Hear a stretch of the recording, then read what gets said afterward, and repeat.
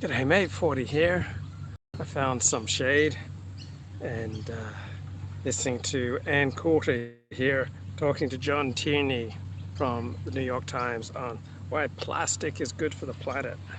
Have just blown me away. I have always been against recycling because it's a waste of time and it's stupid. But something you brought up that I wanted you to start with is that plastic was like the greatest medical invention since the polio vaccine.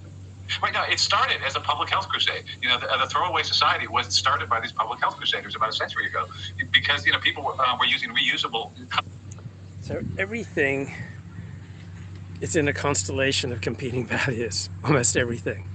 This is one thing I love about Judaism's moral sophistication. So bravery is a value, but sometimes it is much more important to be smart, to be calculating. Sometimes it's really important to be fair, other times it's really important to win. So it's not like there's one moral value that's just always triumphant over all other moral values. So all moral values operate in a constellation of competing values. So plastic, all right, many benefits to plastic in public hygiene, public sanitation. And drinking fountains. It was spreading tuberculosis. And so this great pioneer, Hugh Moore, invented the Dixie Cup. And this was this great public health event where they were mandating this. They were, they had all these ads saying, stop contagion. It was huge during the Spanish flu epidemic. That's when the throwaway stuff began because you weren't spreading germs this way. And, there were the cup campaign. So is the anti-plastic movement, primarily a movement motivated by environmentalism? Or is it just primarily another psycho manifestation of the desire to boss around other people? Right? Is global warming something that requires a complete restructuring of our economies, giving big government total control over so many different areas of our lives to ward off an imminent climate catastrophe? Right? Or is that just another opportunity for the left to use a putative emergency to take dictatorial powers and to wipe out political opposition and severely constrain human freedom? And there was all this stuff going on, and it was just considered a miracle. And then later, with cellophane and things, these were just miraculous things that preserved food, that saved everybody time in washing. It was just amazing. And yet suddenly, this all became bad. There were these great ads during World War II. I think it was Campbell's or Lucky Strike, would show these Nazi prison camps, but the Nazis looking enviously at the American POW who had their cigarettes wrapped in cellophane because it kept them, fresher. And there were these ads for grocery shoppers about before you buy it, you could actually see food, that was keeping the food fresher. So Elliot Blatt, I'm about to return to California. Is there anything that I need to do to prepare spiritually, psychologically, socially, returning from, bright blue, sunny, summery Sydney to, California in the aftermath of these massive rains? And Elliot, I hear that California has been traumatized by 2 mass shootings. So, I hear California is grappling with 2 mass shootings. Now, I have a more skeptical view of human nature. I believe that people, are basically focused on themselves. And so I suspect the Californians, the 40 million Californians, are not grappling a great deal with these 2 shootings. Rather, I think people who know someone who was affected by the shootings, that they're grappling and traumatized. But I suspect that for 40 million Californians, they have other priorities right now. But I'm reading in the news that California has been traumatized. So have we had a complete reordering of human psychology so that people start caring about things outside of themselves? I can't be skeptical. Somehow I don't think the 40 million Californians have been traumatized. Just as I sit down, just as I find some shade to do a live stream, now we get the wind, right? I'm trying to do a high quality live stream and now we got wind through the leaves. Elliot Blatt says, I don't grapple, I wrestle and win. Well, it depends on the situation, Elliot, right? Sometimes we win, sometimes we lose. No one's always a winner. No one's always a grappler. I assure you there will be some situations that you just lie down and take it, such as a colonoscopy. Have you had a good colonoscopy lately, Elliot? You strike me as a bloke who probably needs to go get a colonoscopy. And when it comes time for you to get your colonoscopy, I don't want you to grapple and win. I just want you to lie down and take it. It's for your own good, bro. Doing all this, it was this miracle thing. Life magazine had these, they had this great spread. They staged this elaborate photo on the Throwaway Society that showed this family, this housewife and her husband and the kid, ecstatically throwing like hundreds of throwaway products up in the air. There was they somehow managed to capture it all in the air, and it saved like 40 hours worth of cleaning this throwaway stuff. It was this great boon for people, and Yes. and then that became bad. Yes. I always think it's the inventions of males that are the true liberators of women. The vacuum cleaner and the plastic. I was just talking to a friend of mine today in Los Angeles. I don't have children, but he was talking about everybody's favorite subject, changing babies' diapers. And he was talking about how it isn't gross because of these throwaway diapers, and they have like kitty litter in the lining of the diaper. And he said every once in a while he'd be at a dinner party in LA with some. So Elliot says he likes to put on a leotard and wrestle with other men. No homo. And that's the primary source of meaning for blokes, all right? It's wrestling and fighting and competing, right?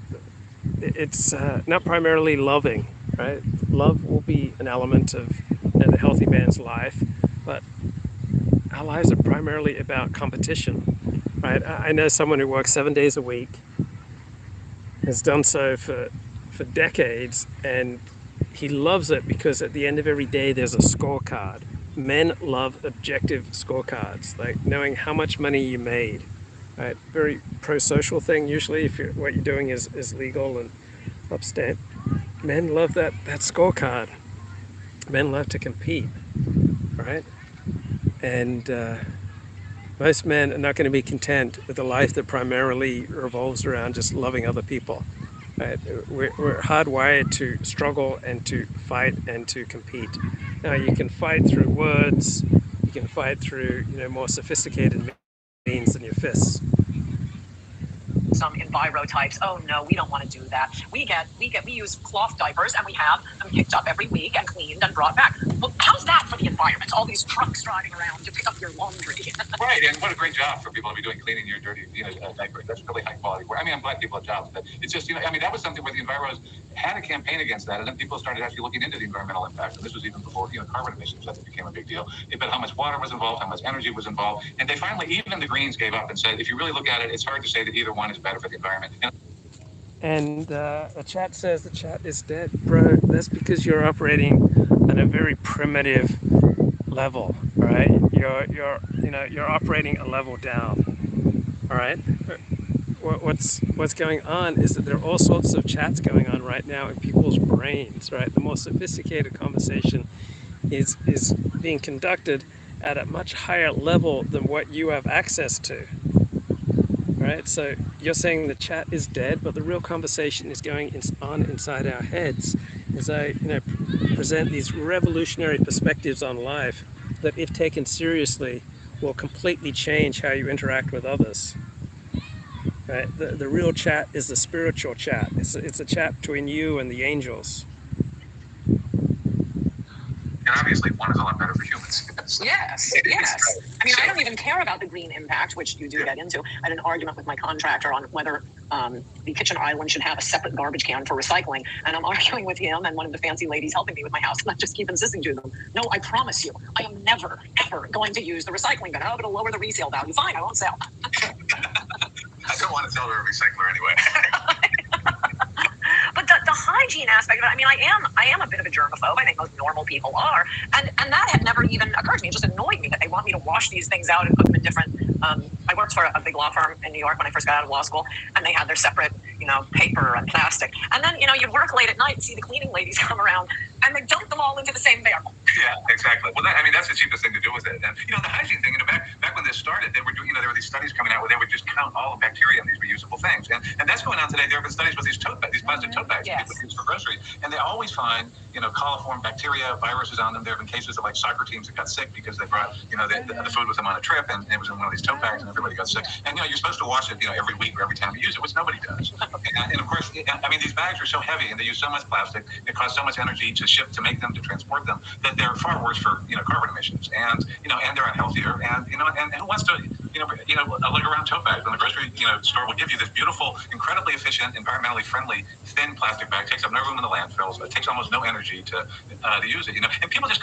Have you ever read John Tierney? is continually coming out with these contrarian perspectives. Right, it's hard to believe that he's being published by the New York Times. So how bad is the wind right now for the audio quality?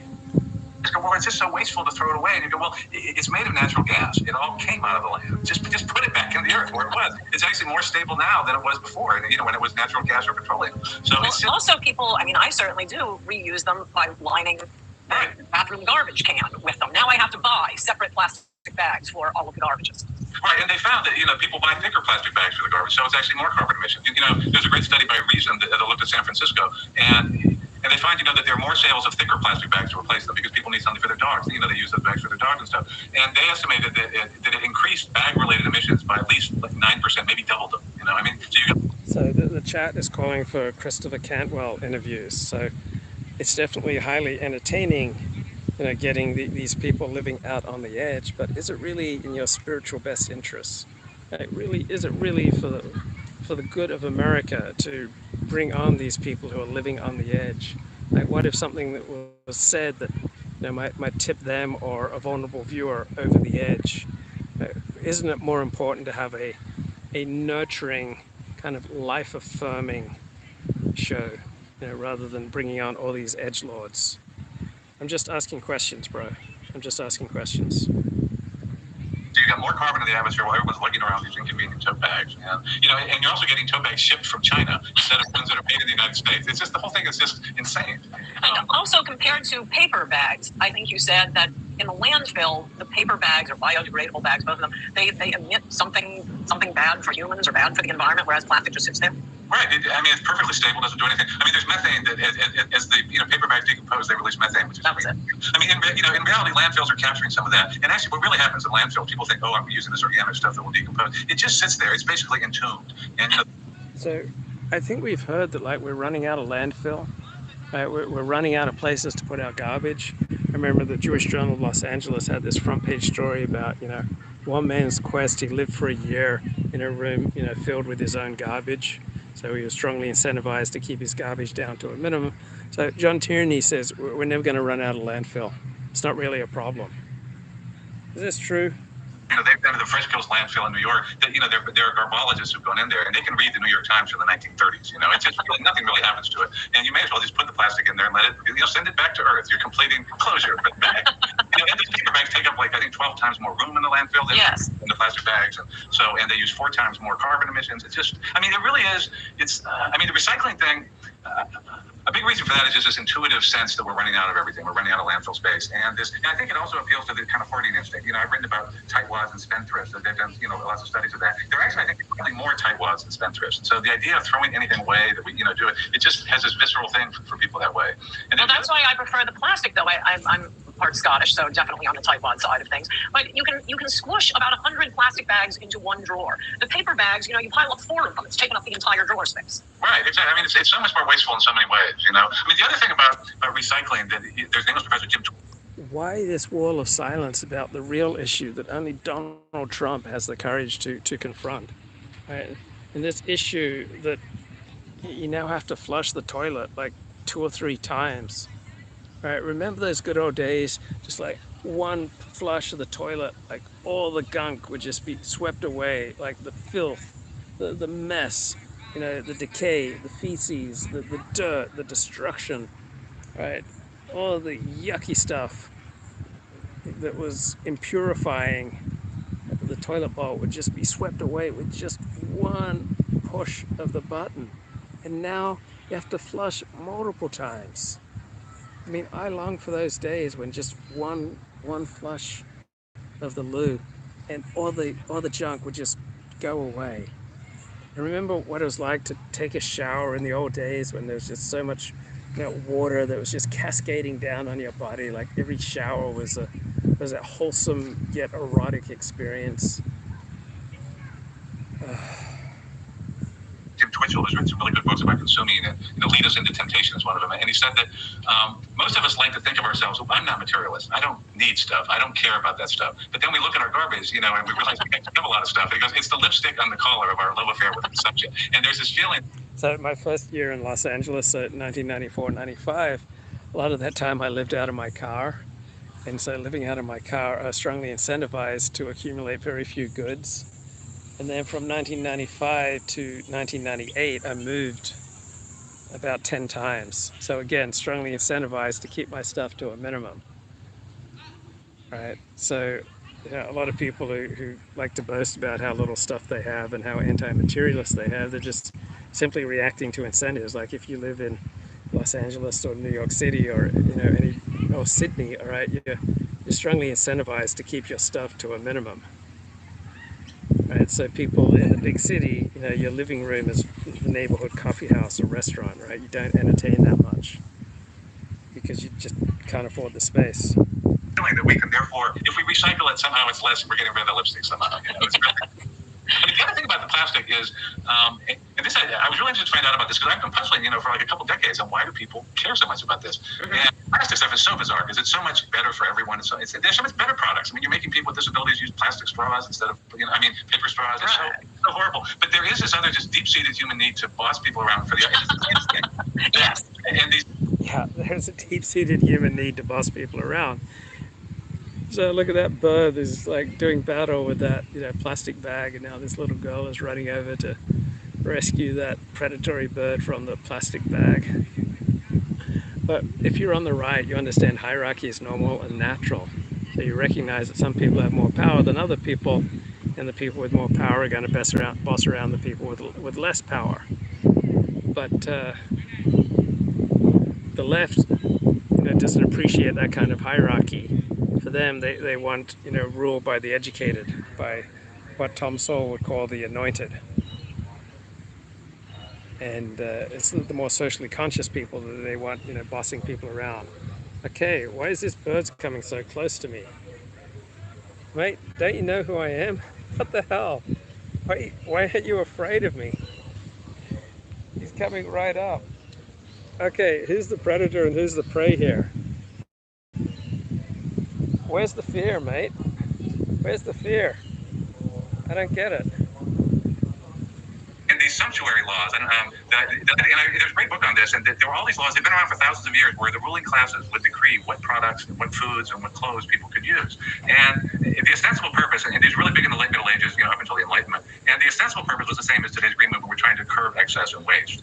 But they never succeeded. People, they would ban anyone from using silk, except priests. They could do it, but no one else could wear it. So Judaism has essentially all sorts of sumptuary laws. So rabbis have had the power to limit how much people could spend on bar mitzvahs or on weddings or on funerals. And one purpose of this was to try to reduce jealousy. So apparently jealousy was a major issue behind one of those old Asian dude opening fire. What the hell? He's coming right up to me. What the hell? This old Asian dude, 72-year-old dude, opened fire at 2 Asian dance places, where it's all people over 50 who are dancing. And apparently he hadn't been invited to the party. I can identify with that feeling. My therapist said that I should call my autobiography the uninvited, because many of my most painful memories are not being invited to things. Boy, these predatory birds don't have much fear, do they? Coming right up to me. For instance, but people would just find another luxury product, to somehow show their status, and they were incredibly elaborate. Like, no one below the rank of a countess could wear a dress with 3 silver stripes on it, and no. So when rabbis had the power to, regulate consumption and dress and money spent by Jews, they did it, right? The only reason that rabbis don't regulate this now is that people don't listen to their rabbis as much as they did when rabbis exercised tremendous power. So yeah, people just love to boss around. And so do you want to be ruled by, left-wing hyper-educated people, or do you want to be ruled by rabbis, or do you simply want to be ruled with people with the money and the power? Nobody could wear velvet hose unless you were a cavalier, and all these arcane rules. And I actually had people who did go around enforcing these things sometimes, but mostly I think they were just ignored. And they never worked. And the mystery, a bunch of scholars did a big, symposium on this and published it. Like, why do they keep passing these laws that never achieve their purpose? And the real answer was because they did achieve their purpose of making the upper classes feel better. But it marked the lower classes couldn't wear a silk, a silk dress, and you could. So this marks you off. And it just sort of, and it was the clergy and the nobles who passed these laws. And Adam Smith railed against it, where he kind of said, for people in the upper classes who are the most wasteful, profligate people in society to be telling everyone else to curb it, it's just the height of hypocrisy. I love the Queen Elizabeth II, and Queen Elizabeth I was one of the ones who to do inordinate excess. She was, demanding it. And Queen Elizabeth II, she banned plastic bottles and straws. Yes. Now this is a woman with one of the biggest carbon footprints in the world. Like, she had like 6 massive residences, and but she can feel virtuous. I ban plastic straws, so I'm doing my part. And and all these. Well, I think today's sumptuary laws it's not just something that's stated. They're actually being enforced. You can't get plastic straws or plastic bags in New York. Whenever I'm going to California or New York from another state, half of my suitcase are, plastic bags from the grocery store.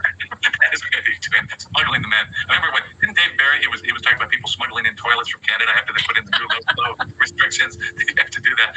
California, to me, one of the most petty, gratuitous things was the California legislature banned hotels from offering those little plastic bottles of shampoo. It's like, what is the point of that? Other than irritating people. It's just, yes. Yes. Well, in California, The point of that is that people get to feel righteous, right? People really like to feel righteous. People really want to feel heroic, right? People really want to feel like they're making a difference, that they're part of something transcendent.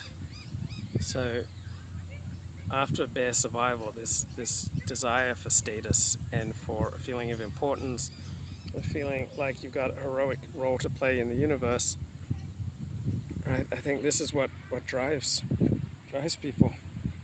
I shop at the Beverly Hills Bristol Farms, and very fancy people there, and they ask you when you're checking out paper or plastic. I've always walked to Bristol Farms. It's like 5 or 6 blocks away, but I'm in New York, and nobody in LA walks. And I have some fancy Beverly Hills lady in front of me. Oh, paper. And then we go out in the parking lot, and she's getting in her Range Rover while I'm walking home, having to carry all these things. Well, paper isn't going to cut it because I walked, unlike you.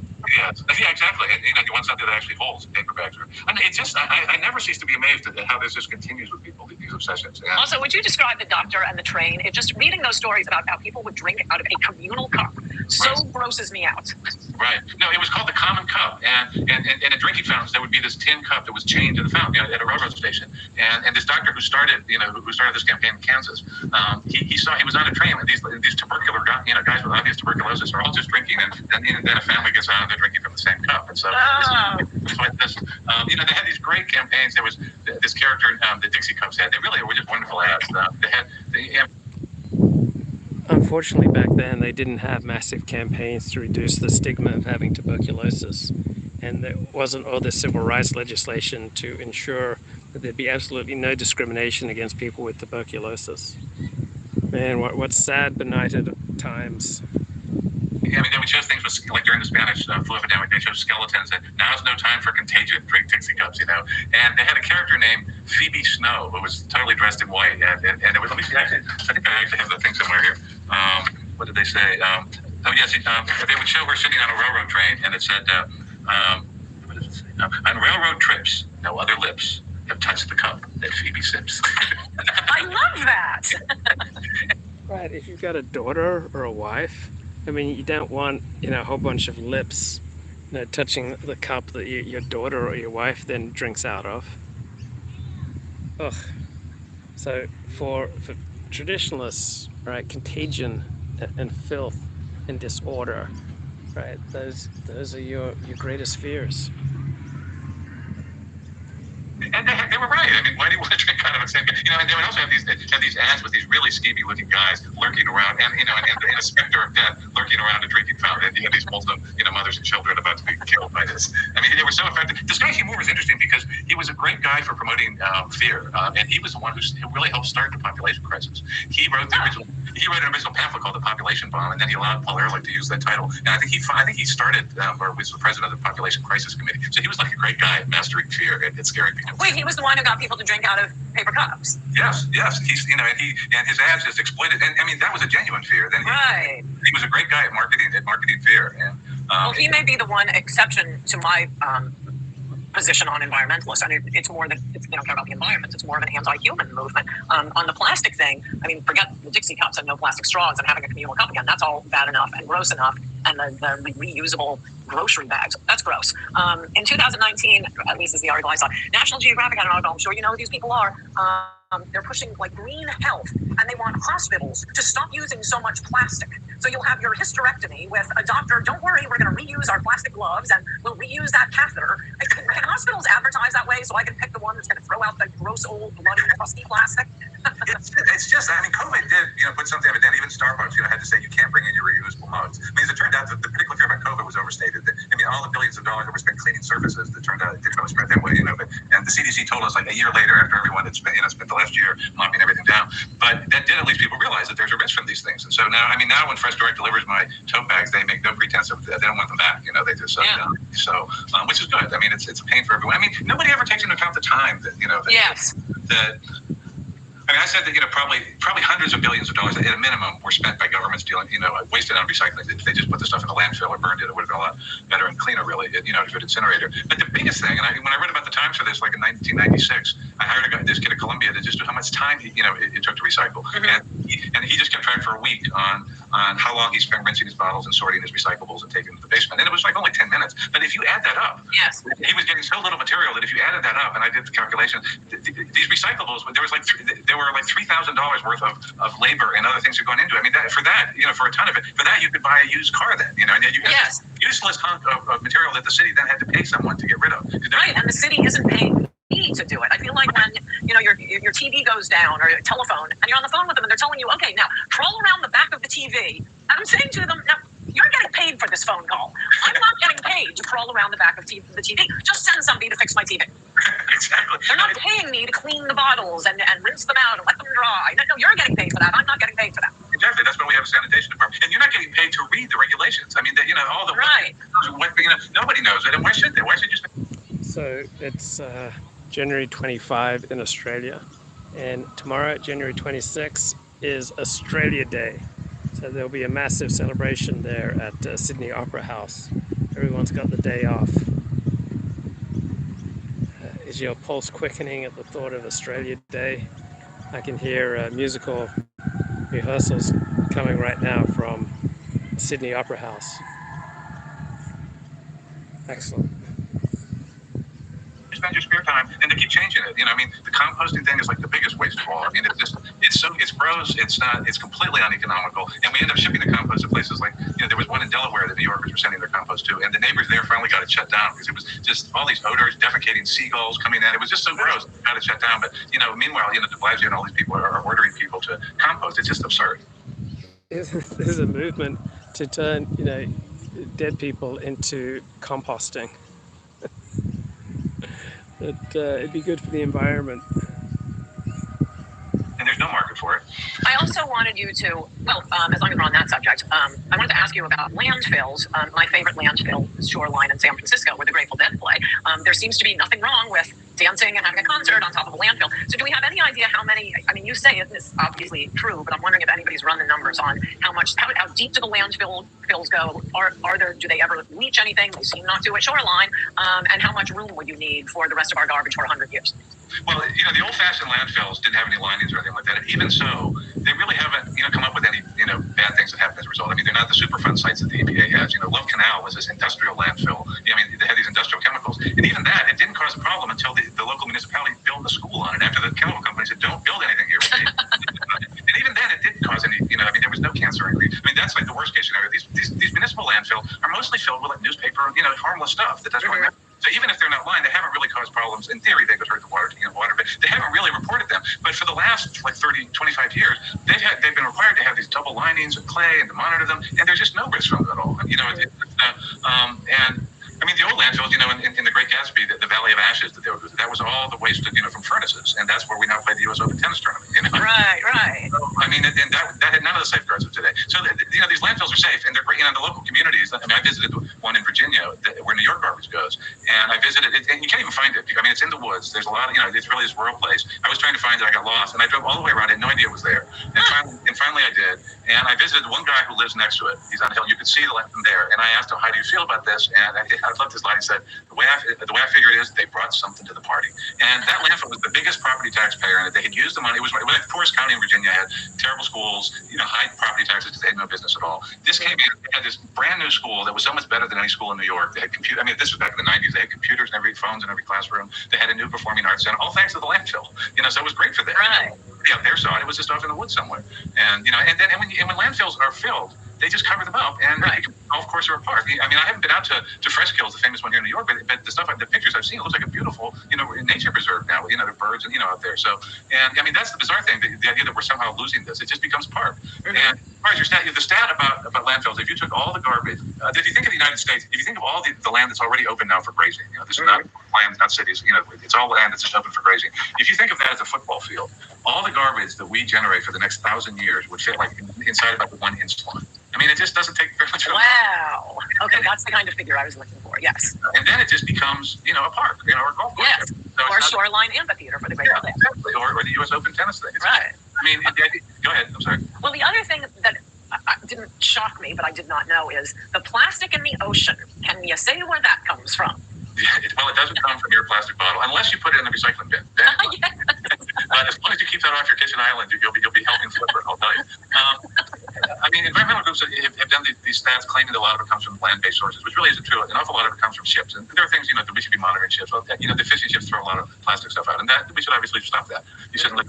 But the land-based stuff comes almost all from Asia, and the rest from other developing countries. And the way it gets there is that they have primitive waste processing facilities that allow a lot of the plastics to leak into rivers and they flow into the ocean. But then none of it comes from the United States virtually, or from developed countries. And one of the problems has been that foreign aid of the third world used to really focus on helping them improve sanitation facilities, because that really improves like with plastic.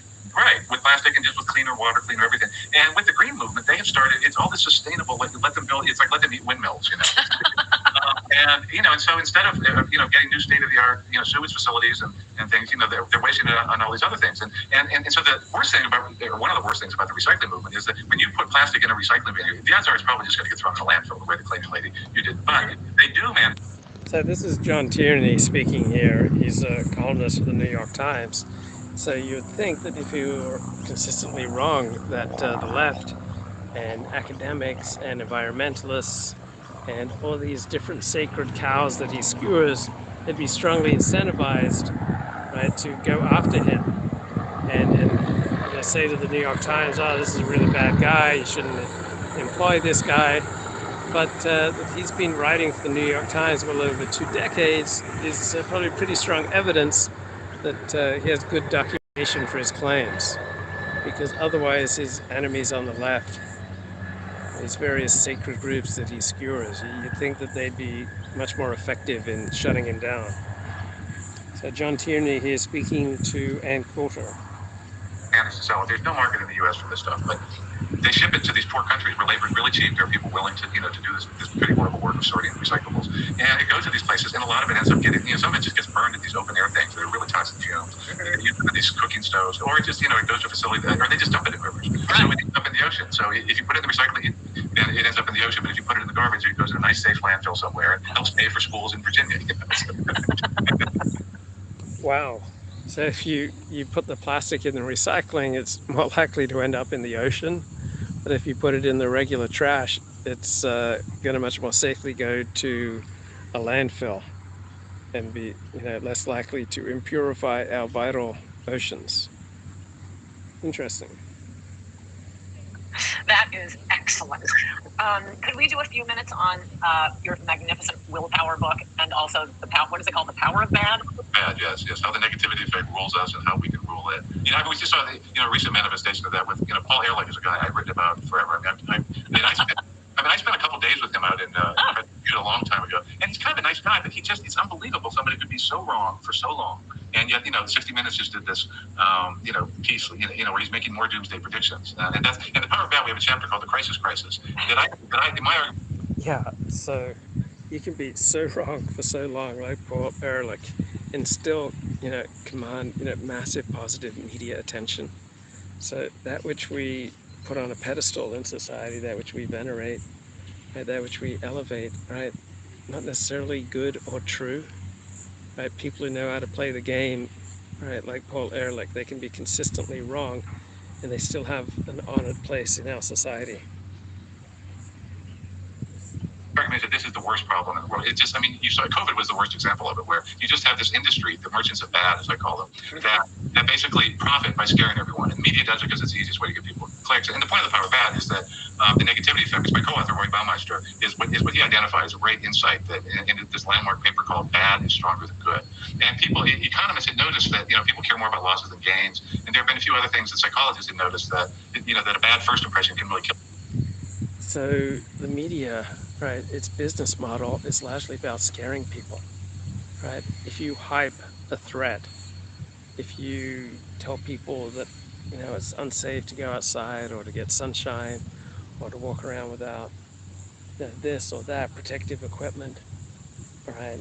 That's how you have an easy way to capture eyeballs, by scaring people, warning them that, America's facing civil war, that our democracy is under threat, that our political institutions, our legal institutions are no longer robust, that we've got this health threat and that health threat. And right, that's basically the business model for the mainstream media, right? It's far more negative than social media, right?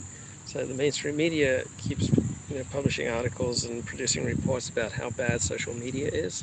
Social media is a far more positive, benign force in people's lives compared to the mainstream media. It's the mainstream media which has a fixation with doom, because telling people that we're doomed compels attention, right? This idea that the world's coming to an end, right? That grabs people's attention. Kill you, but a good first impression doesn't make that much difference. But Roy scoured all the literature in economics and psychology, anthropology, sociology, and he found that this was always true. The bad is always stronger than good. The bad things just have a much bigger impact on us than good.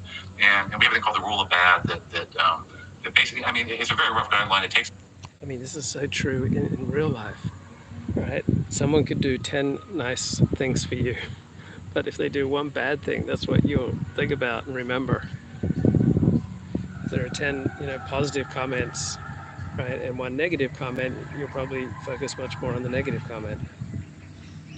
It takes 4 good things to overcome one bad thing. So, that's why you go to a party and people just say nice things to you all night, and then you go home thinking about the one, the one bad thing. Or why you read a review of a book, of your book, and all you can focus on is that one "to be sure" sentence. The book. I'm luckily an outlier in this description. I kind of blow off criticism, but I really remember praise. And also one of your examples.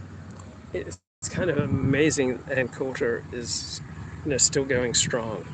Remember when she was fired from National Review after her column immediately after 9/11, and you thought that was the end of Ann Coulter, and this or that thing has come along and you thought, oh, this is the end of Ann Coulter, but she's still doing her thing.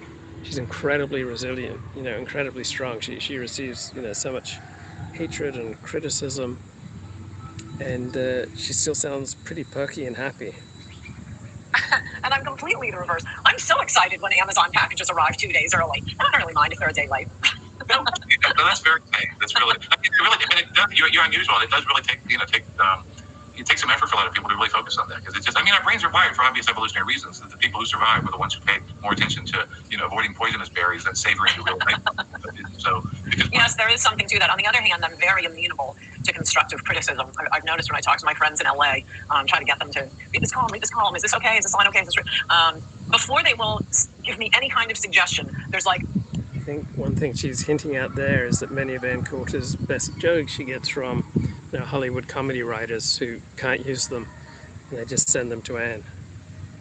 It's like a paragraph of praise. And I realize they're used to dealing with actresses. And if you don't tell them they're pretty every minute, they'll burst out crying. And I have to explain to them, no, I don't mind. I'm looking for criticism from my friends before the whole world sees it and says, that's a bad sentence. Yeah, well, again, you're a rare enlightened human being, really.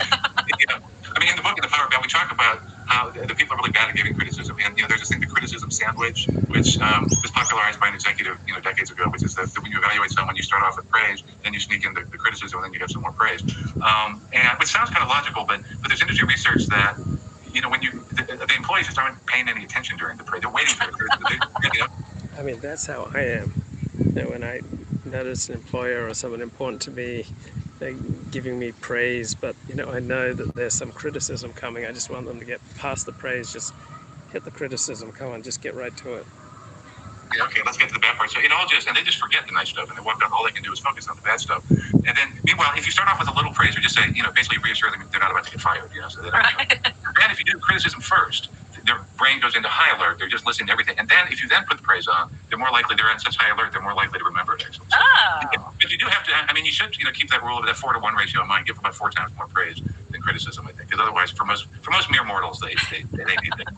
I thought one of the headlines out of The Power of Negativity or The Power of Bad was that, and you're totally right about legacy media. We saw it during COVID. Everybody who was trying to scare us with COVID was making money, getting money and fame by scaring us. So it wasn't the people who weren't going to work. It was the people on TV and students. Right, you got to look at incentives. So the incentives, when you're in the news business or you're in the attention business, right, the incentives are to emphasize the bad, emphasize that the world's coming to an end. Studios becoming famous and people tuning in, and now you're a big star and you're still making money, but performers and Broadway actors and athletes, no, their lives have just been destroyed. So you can play this little game. In any event, a good example of that, one thing is just like a throwaway line. You say social media, it is very positive compared to the legacy media, which is mostly negative. Right, because when people share stuff, and when they look at it's sharing New York Times stories or just what's on social media, people tend not to send grisly pictures of massacres to their friends. Because mass media, to attract a mass audience, the easiest thing is because we all fear the same thing.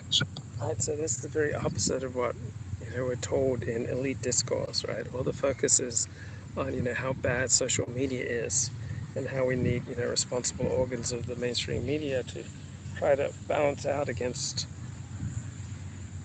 this onslaught of disinformation and catastrophizing that's apparently omnipresent in social media. But social media is a far more happy, positive place than the New York Times and CNN, the Los Angeles Times and ABC News. Right? It's the mainstream media that focuses on the bad news. Right? Social media tends to be a much happier sphere. So you can do that, but the stuff that gets us enthusiastic, these are good interests. Kind of these are much more varied.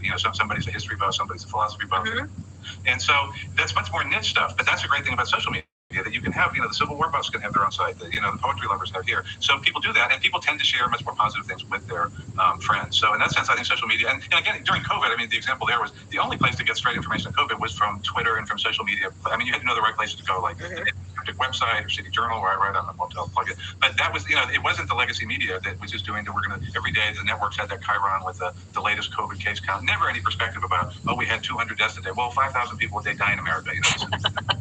So, or I'm not sure what the figure is, but there was never any perspective at all. They're just out to scare you. Whereas you could actually get, the skeptics were there on social media pointing out, the good stuff. The trying to put it in perspective. So in that sense, I'm encouraged by the decline of the legacy media. Social media does have its bad side, obviously, but I think compared with the misinformation that is spread by the right.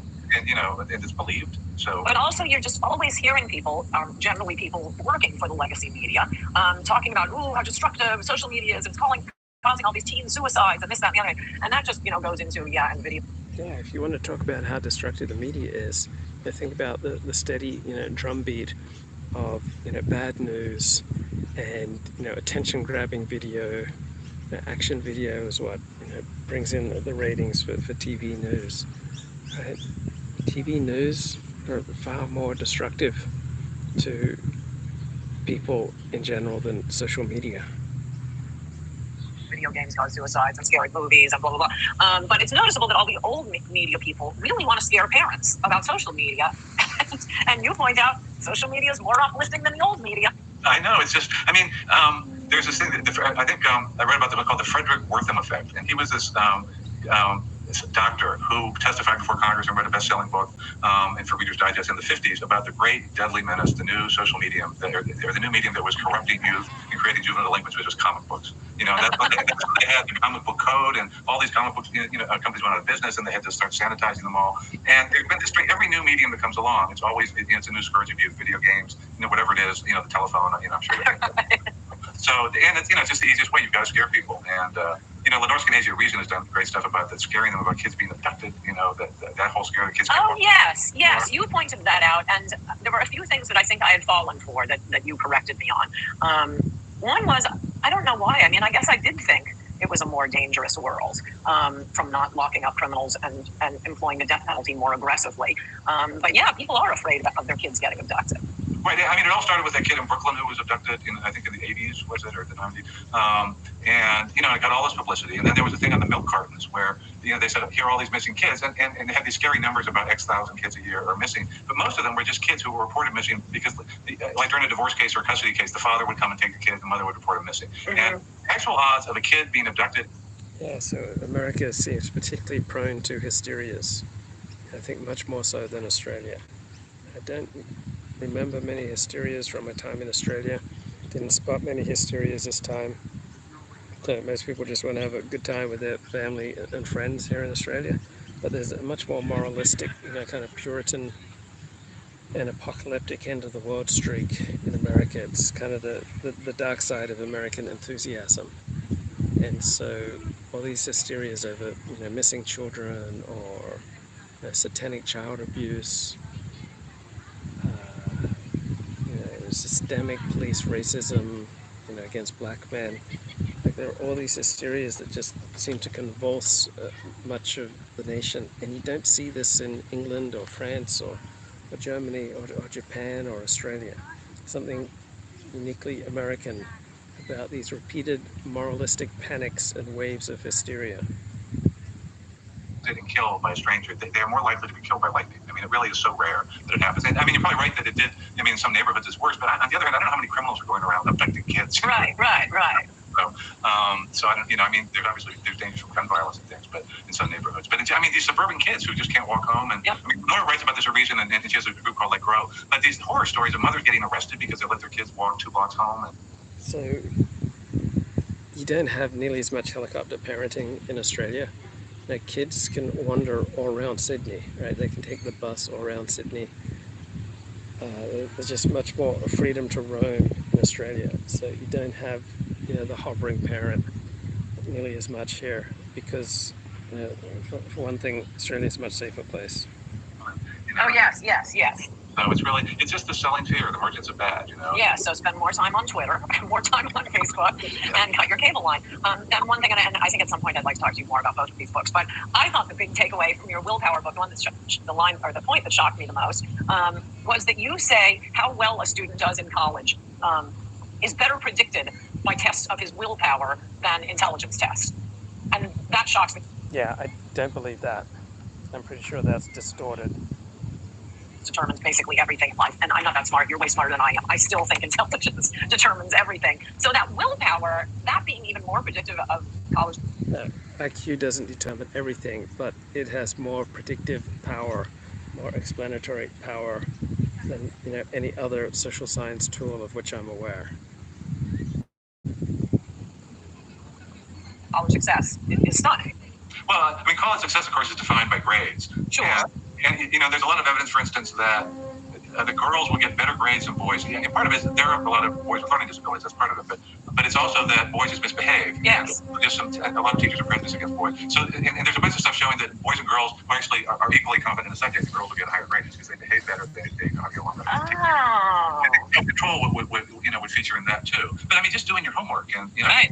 I mean, there are a lot of smart people that just don't do the homework, that don't study for the exam, that fall all-nighters, and that stuff really does affect. I mean, intelligence is, and the college boards are a better predictor of college performance than grades are. Oh, good. I feel much better now. Yeah, they're bad. Now my view of the world has been corrected. Right. So college boards and SATs, all right, objective testing, is much better predictive of college performance than more subjective grades. Yeah, because with objective testing, you're going to get much closer to the G factor, to someone's general level of intelligence. One thing that you'll tell me isn't a contradiction, but I thought it was maybe a little bit of a contradiction, and that is on one hand you have exercises for practicing your self-control, like brushing your teeth with the alternate hand or standing on one foot or something, but you also say that willpower can be depleted, so you don't want to waste your willpower, I'd say, doing something stupid like brushing your teeth with the wrong hand. I want to save it up for the big stuff. Well, that would be the equivalent of... the analogy would be that you lift weights and you're using up energy and strength to do that today, but then tomorrow you're stronger as a result. So, willpower does get depleted, and if you have a lot of stuff to do today, you should, don't do any exercises, just save it for that. Oh, I see. You stand on one foot on the days you haven't had to, and exercise your willpower. If you hold that toothbrush at night, you don't really need willpower to go to sleep. So Yeah, you really don't want to have to be exercising extraordinary amounts of willpower. You want to be retraining yourself so that your own inclinations more and more align with what is in your best interests. Because the amount of willpower we have is so small and it's such a weak reed, right? It dissipates and sometimes it entirely disappears. building it up, and people that and again, the people who really have great self-control in these studies, when they monitor them through the day, one of the surprising findings, although it makes sense in retrospect, is that it's not that they have this incredibly strong willpower that just enables them to overcome everything. They structure their lives so they don't have to use willpower. They don't need a gallon of ice cream a day. Yeah, successful people structure their lives so they don't have to use willpower. So I was at a hangout with some blokes the other day, and pretty much all of us were snacking on junk food there that was generously laid out before us. But one bloke, he didn't touch anything. In the freezer, so you don't have to use any willpower to resist it. And one thing about exercise that I've always loved doing sports, because you're kind of outsourcing instead of making myself go running. Yes. You have to show up to meet someone else. You're outsourcing willpower, basically. So in that sense, that's one way to avoid depleting it. So. Yes, and I think that's also the reason, the averting your eyes thing is part of the reason for another great finding in that book, that diets don't work. I think that's the name of a chapter. Diets don't work.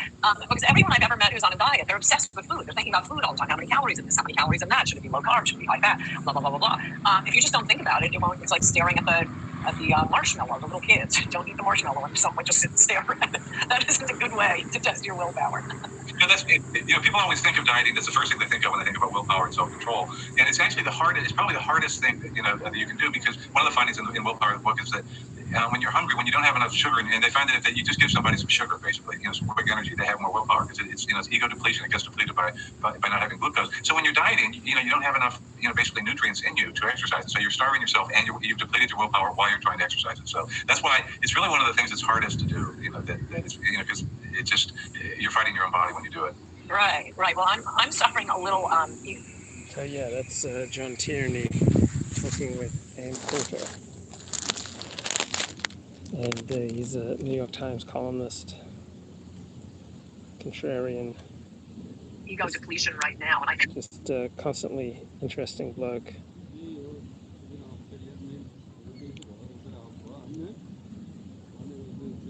So I've been listening to a lot of Richard Hanania. So he's got a very thoughtful podcast with a lot of academics, and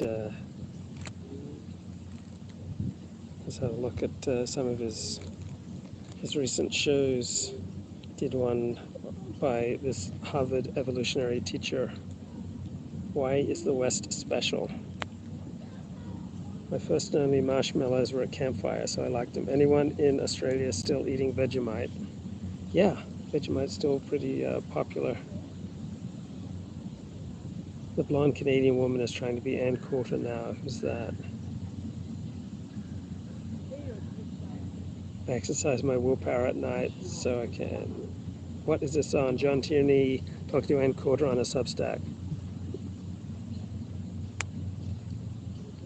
Luke takes the good talking clips from the news networks, adds his pundit points and guests sometimes, unless he's in Australia.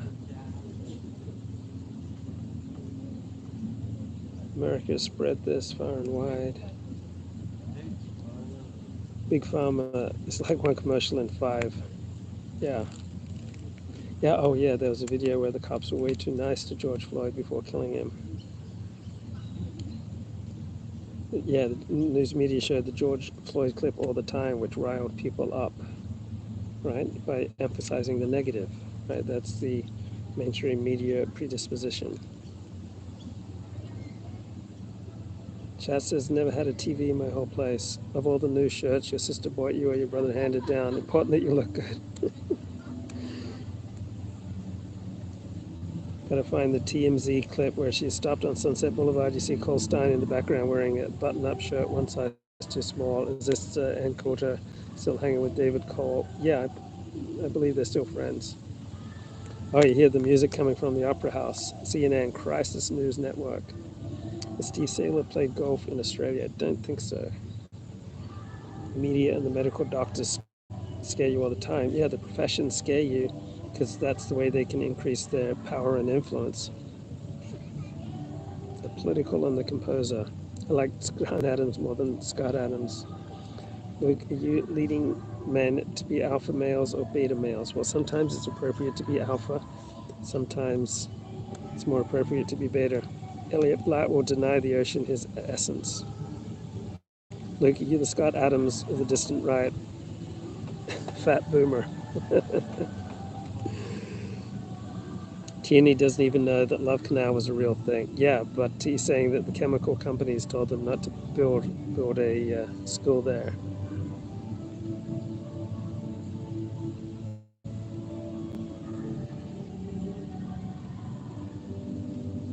LA, why not San Francisco or San Diego too? Zero footy action from Ford. I think she's based in Florida and Coulter, but she's got many properties. Does she hang with Mickey Cowles? I'm sure at times. Yeah, beautiful day in Sydney.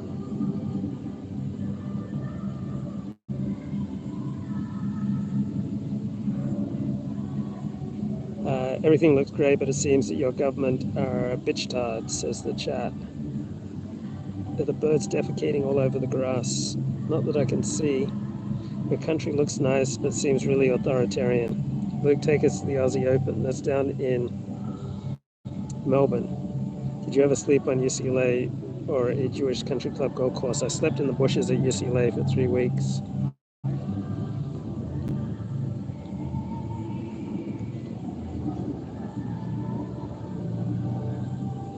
That ferocious noise brings me back. Ship all the trash at the center of the desert in Australia. There's nothing there. Why is San Francisco the butt of so many jokes? Platform all the Wignats.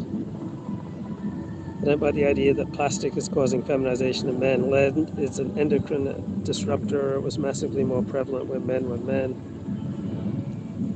Okay, got a very vibrant chat going on. Oh, Lauren Southern. Talked about Lauren Southern. If you want to hear this full interview, John Tierney with Ann Coulter, go to Ann Coulter's Substack.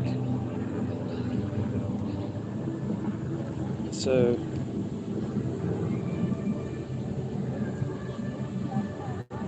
looking at an article here in Vanity Fair, it says that we're already heading into civil war. Right? America's already in a civil war. Rural America. Okay, here we go. There's a second civil war.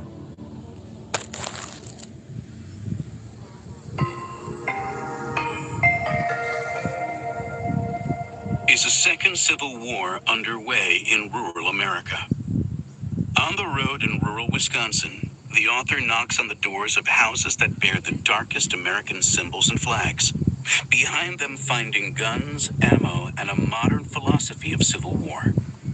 Written by Jeff Charlotte for Vanity Fair. Narrated by Jonathan Davis.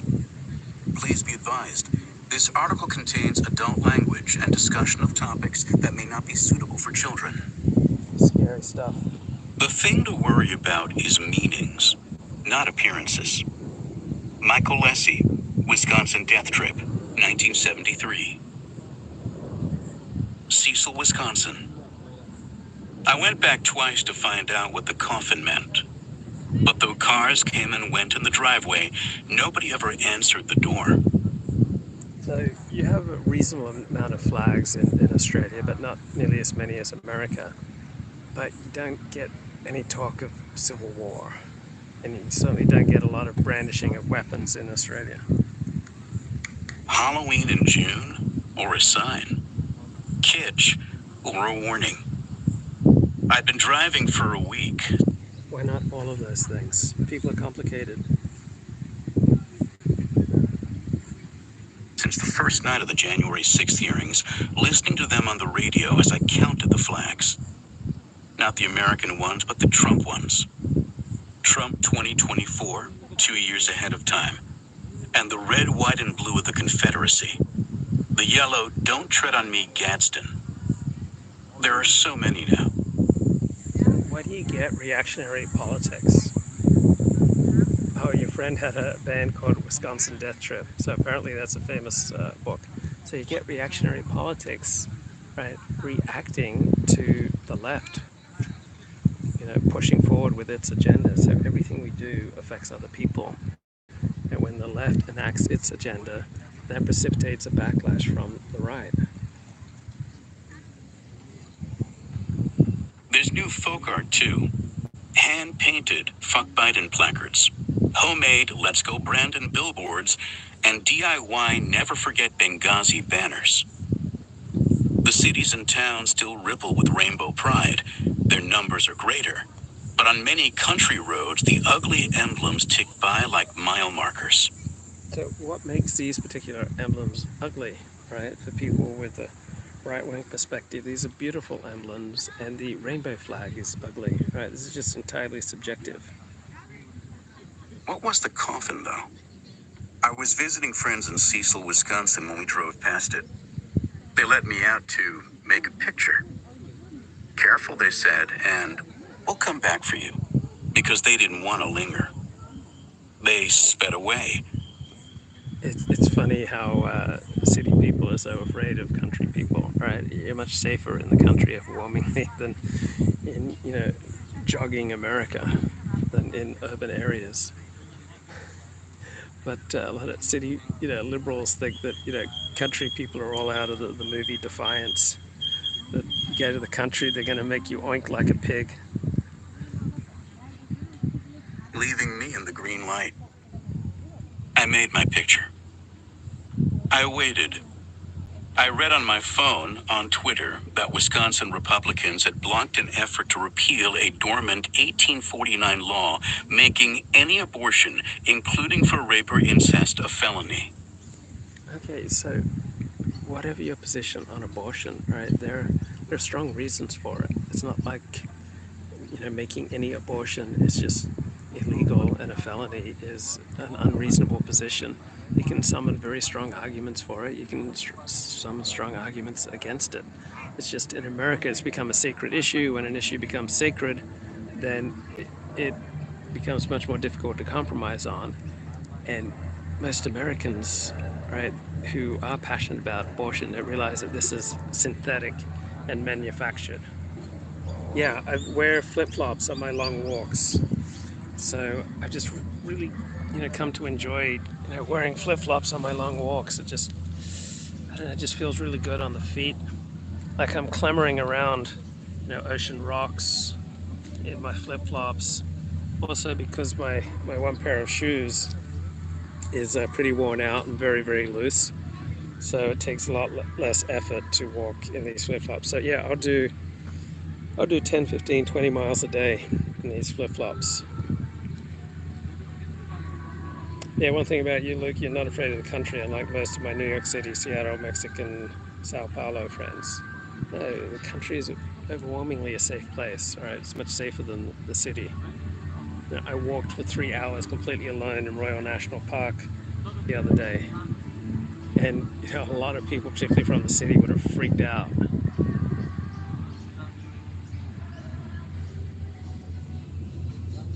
My friends returned, we fled. The next morning... Why would they flee? I mean, this is just groundless hysteria. I've got so many shoes at home, that's why I didn't want to, and shoes are expensive in Australia, so I didn't want to drop $100 to buy a new pair of shoes. Just go with thongs. And they hold up really well. So I find it's good for my feet to frequently change my footwear. So wear thongs for a couple of weeks, wear tennis shoes for a couple of weeks, wear other shoes, Skechers for a few weeks. Just keep changing things around. The ruling came down. Dobbs v. Jackson, which overturned Roe v. Wade, and Wisconsin became the only blue state in which abortion is now effectively illegal. So Australia Day is tomorrow. There's going to be a massive concert apparently at the Sydney Opera House. So that's what they're rehearsing. That's that sound bombarding my live stream from the Opera House. In 1973, the same year the U.S. Supreme Court decided 7-2 that Norma McCorvey, Jane Roe, had a constitutional right to privacy that included reproductive freedom, tennis champion Billie Jean King beat Bobby Riggs in the televised Battle of the Sexes. Okay, that was rigged. Bobby Riggs was in trouble with gamblers, and so he threw that match. Right, Bobby Riggs would have thrashed Billie Jean King if he was playing straight on, but he threw the match. Richard Nixon declared, "I am not a crook." Henry Kissinger won a Nobel Peace Prize. Also in 1973, a book appeared called Wisconsin Death Trip. So it's funny about Richard Nixon saying, "I'm not a crook." You know, we all, say hundreds of things, public figures say hundreds of things. It was the news media that chose to fixate on that one quote.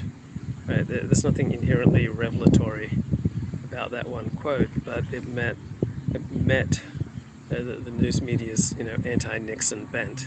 So that's why they pull it out and emphasize it. It began as a staple-bound pamphlet, and as a book became an unlikely mirror of its moment, even as it depicted the last 15 years of the previous century. History's like that sometimes. Our faith in the forward motion of chronology suddenly evaporating. So I have a lot of mixed feelings right now. I'm about to leave Sydney. I'm about to leave Australia. I'm sad about leaving Australia, and I'm incredibly excited to get back to Los Angeles and get back with my life and get back into my own space. I haven't been able to do my voice exercises. I haven't been able to do my meditation. I haven't been in control of my space because I've been staying with friends and family. And so I can't wait to get back into my own space, get back to my routine, get back with my life, get back to making money, get back to my equipment. No more Pat Buchanan columns. Yeah, apparently he's retired. So he's been quite frail the last few years. It's amazing that he's cranked out as much as he has. Symphonies playing in public should be a more common thing. Yeah, music wants to be free, bro. So we can have public goods, but we need to restrict. The super predators. So Virtual Pilgrim prefers the term Los Angeles, not LA. So why your strong preference for Los Angeles, not LA? Oh, reminds me of people in San Francisco. They hate the nickname Frisco. Like they reprimand me. It's not Frisco, right? It's San Francisco. And San Francisco is much more intense about its sports teams. Like I feel like San Francisco is much more united around the San Francisco 49ers than the city of Los Angeles ever has been around the Los Angeles Rams. Death Trip was, on the surface, a benign album of seemingly ordinary photographs, portraits, because San Francisco should just be SF. But no one calls San Francisco SF. They call it Frisco, but I've never heard anyone call it LA. San Diego would be SD, but nobody says that. Because there's a special feeling in the sound produced. LA, it's just a more pleasing sound than SD or SF. And LA just has a ring to it. It's got that nice vowel in there. LA. SD and SF, right, doesn't have a pleasing ring to it. There's no euphony. Periodic displays. So Virtual Pilgrim, such a smart guy. Really pleased to have you on the show. Yeah, the Bills got utterly blown up. I thought they were going to live in East Oregon. Oh, okay. I love Oregon. Oregon is gorgeous, man. Wow. So yeah, I'd be interested to meet you one day. So are you close to Iowa or Idaho? Amazing how rap hip music comes from smartphones, even speakers in public, mostly from a certain race disproportionate in the population. Eugene. Okay, Eugene is gorgeous. So yeah, I remember taking the 5 up through Oregon, and so I think we went through Eugene, and just all of Oregon is. When I was there in 2001 and again in 2007, it was just such a clean, beautiful, safe state. Now, apparently it's been deteriorated and made dirty by Antifa and Black Lives Matter protests and the like, but my memories of Oregon are just so fond. So I believe Kevin McDonald moved to Oregon, right? But then is he moving to Maine? Yeah, Eugene is a lovely little town. I just loved everything about Oregon. I just completely fell in love with Oregon. Isn't it still like 90% white? God forbid. So Virtue Pilgrim, how open are you with your political and cultural perspectives? Do you share them with family? Do you share them with friends? Do you share them socially? Oh, they're singing some Aussie patriotic songs. Such a great sound. Or do you keep your power levels, hidden? Yeah, Donovan Warland is in Eugene, Oregon. I just want to stand up now with this patriotic Aussie music. Advance Australia Fair, that's the national anthem. Happy youth from one small town. Fletcher Pilgrim said, my girlfriend can't stand my politics. Yeah, because, women are far more sensitive to social ostracism. Women are much more sensitive to what is socially acceptable. They're much more afraid of being socially isolated. So we only got Advanced Australia Fair in 1983 when Labor took over. So prior to 1983, the national anthem was God Save the Queen.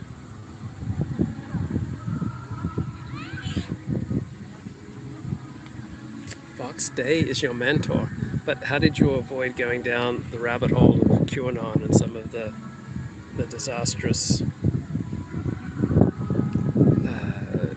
turns that Fox Day's made over the past few years?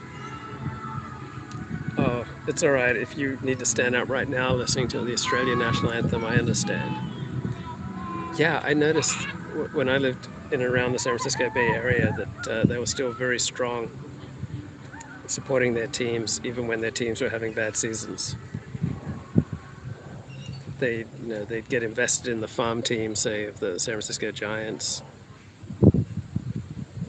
So yeah, I noticed much more intensity in their sporting allegiances in San Francisco compared to LA.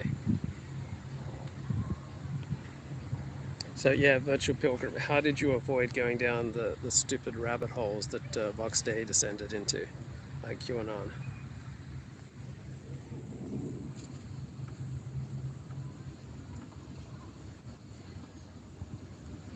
In Wisconsin, Black River Falls, during the last decade of the 19th century. Interspersed are excerpts from the town newspaper, the Black River Falls Badger State Banner, and whispers from a town gossip. Wow, Matt Forney lost 100 pounds. So is that accompanied by a deep, inner spiritual and psychological change? Or, is it just a temporary thing? I'm curious. In 1973, a year of crises as varied and vast as those of this year, most white Americans still imagined the previous century as an idol. Well, guess what? The previous century was an idol. And not just for white Americans, but also for black Americans and brown Americans and Asian Americans. It was an idol compared to other alternatives in the real world. Like compared to some mythical paradise, then America's a horrible place. Compared to other alternatives in the real world, America has been an idol. And not just for white Americans, for all that blacks have suffered and Asians have suffered and brown people have suffered and gays have suffered. Like where else, would life be better for them than in the United States? So, what's going on with Vox Day these days? Like, I guess I tuned out from him about 3 years ago when he was just going down the QAnon rabbit hole. So, yeah, what's going on with Vox Day? From a brief interruption for civil war, fought for reasons they thought romantic. Virtuous country life, bustling urban industry, American greatness. The banner spoke other truths. Epidemic disease, whole families consumed. Diphtheria, the formation in the throat of a false membrane. Astonishing bank failure. Incendiaries, arsonists who love to watch things burn. Okay, Virtual Pilgrim says, I don't know anything about QAnon and don't even know where to go to find out about it. It's probably a good thing. All right, let's see what's going on with Richard Hanania's podcast. He has on Joe Heinrich. So he's the Ruth Moore Professor of Biological Anthropology and Professor of Human Evolutionary Biology. His recent guest. Understanding the Flows of History. This is Garrett Jones. So let's fast forward here. He was all around this. Plus democracy, and most recently the culture transplant, which he's holding up for those of you who are watching the video. Garrett, how you doing? I'm doing great. It's great to be here. Thanks for having me. So I was thinking about the relationship as I was reading the culture transplant to a hive mind in particular. What would you suspect the correlation is, or do you even know the correlation? Do you know the correlation? Have you run the test of say technological development? And chat says, I'd like to see people like Vox Day and Richard Spencer and Bullet Point, newsletters. Well, you can essentially get that just by checking out Richard Spencer's Twitter feed. And I assume that Vox Day is on Gab, or you can just, I assume, scan the headlines. It'll be time to put a little power into this phone. Okay, here we go. We fill with power now. We're going to assume so. 1500 and National IQ today. I would guess it's got to be like 0.5 plus, but I literally have never run it. Of all the regressions I've run, that's not one that I've never actually merged those two data sets. I'm really hoping that somebody else will do it, because to me, I think of it as HiveMind is a story about sort of the short to medium run. And one of the limitations of HiveMind is that I can tell you a lot about where IQ takes you, but I can't tell you much about where IQ comes from as the current. Okay, this is Professor Economist Garrett Jones, author of The HiveMind, talking with Richard Hanania, who's of Palestinian background. State of knowledge. So forward causation, I know about. With culture transplant, I can say a lot more about the long run. I can say a lot more about where cultural traits come from. I can say that based on good evidence that these traits, these cultural traits, persist to a large degree for centuries with high likelihood. So HiveMind, I think of as a story about micro foundations, about causal channels, about like where prosperity comes from at the micro level. And so cultural traits persisting. My impression of the evidence is that people don't assimilate except in the more superficial ways, but their life results tend to mirror what they were getting in their homelands. So Japanese Americans tend to have life results similar to the Japanese.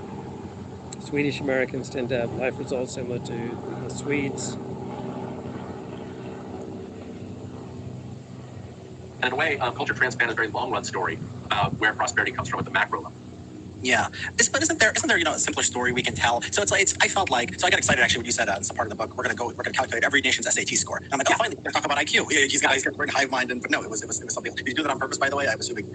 I like the contrast between IQ and SAT. And when I thought of it years ago, the contrast between IQ and SAT is that IQ gets much closer to the general factor of intelligence. SAT scores can only approximate IQ. So IQ tests are a much more accurate test of intelligence than an SAT score. So intelligence correlates about 0.3 with educational attainment, and about 0.5 with objective testing like SAT scores. Yeah, these three famous deep root scores that are created by others: state history, agricultural history, and technological history. Basically what your ancestors were doing hundreds or thousands of years ago regarding states, ag, and tech. like once I realized the acronym was SAT, I just knew I was going to stick with that. So I mean, it bothers me a little bit because let's say, okay, you can say, I'm going to protect the weight of a nation from its height, okay? And I have measures of height. And then someone could come along and say, okay, I'm going to take the measure of height of 1,500, from the people. And it strikes me as sort of like that. It's like, why do that when you have this, which would explain 1,500 too? I mean, So correct me if I'm wrong, but I believe that if you use ChatGPT, and you ask ChatGPT, are men taller than women, it will say something like, no, essentially, that many women are taller than men. Like ChatGPT is so woke. It's programmed in such a absurd left-wing direction. And Google search has just really deteriorated. Like Google search used to be awesome until about 8 years ago, and then it just gets worse and worse. it's interesting that 1,500 and 2,000 have a strong correlation. But why not just say there's one variable that seems to be driving all this stuff? Oh, the real reason why is because you can't say, if you're thinking about IQ as the contrast here, or test scores, however you measure them, is that I really can't say as much credibly that is of good scientific quality about what changes IQ scores over time. I mean, and where they come from and how persistent they are. Like, we just don't have the data that is to my standards. Like, I'm happy to have people speculate about it, and I'm glad that there's further research going on in this area. But it's basically the question of... Yeah, I can tell you what changes IQ scores, right? If intelligent people have more children than unintelligent people, you get a positive direction in IQ scores.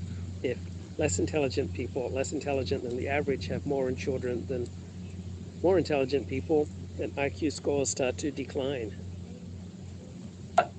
When can I be pretty confident that a policy change will have a real effect? And with the deep roots literature, which looks at how the traits that migrants carry with them persist for generations, that's been tested well enough that we can check that. Nobody's run those kind of tests for IQ. So you can't credibly say, well, if our country brings in a lot of migrants from high test scoring countries, well, those high test scores persist for 3, 4, 5 generations. Like, I have a hunch that that's going to be true, but I can't point to real literature on it. Nobody's tested it. So basically, I'm wedded to the evidence. I have this sort of empirical. Okay, so people develop reputations, right? The Chinese developed a reputation for above average intelligence. The Japanese developed a reputation for above average intelligence. Jews, Ashkenazi Jews over the past 700 years developed a reputation for above average intelligence.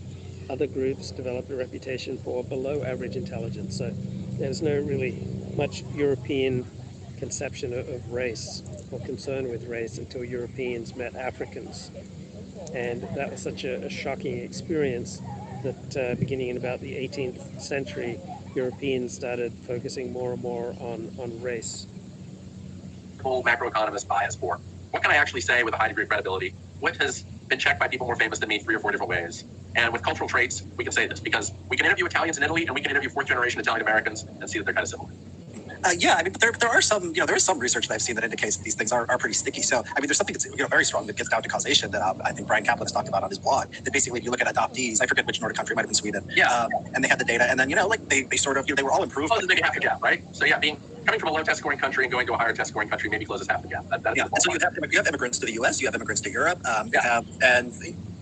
So the mixed emotion is very taxing. I just read on people. So yeah, really experiencing the mixed emotions right now. So do you experience mixed emotions as like particularly taxing? I mean, I think I'd rather have mixed emotions than generally negative emotions. But looking around here at all the beauty in Sydney, knowing that I'm going to be leaving here very shortly, right? There's sadness there, and getting a big send off, seeing my new friends at synagogue and saying goodbye to my new friends, right? It's sad, but then there's the excitement of getting back to my friends and community and to my life in Los Angeles. So feeling both of these contradictory things just rushing through me right now. ChatGPT makes my YouTube comments, which is why they are often so snarky. Says Virtual Pilgrim.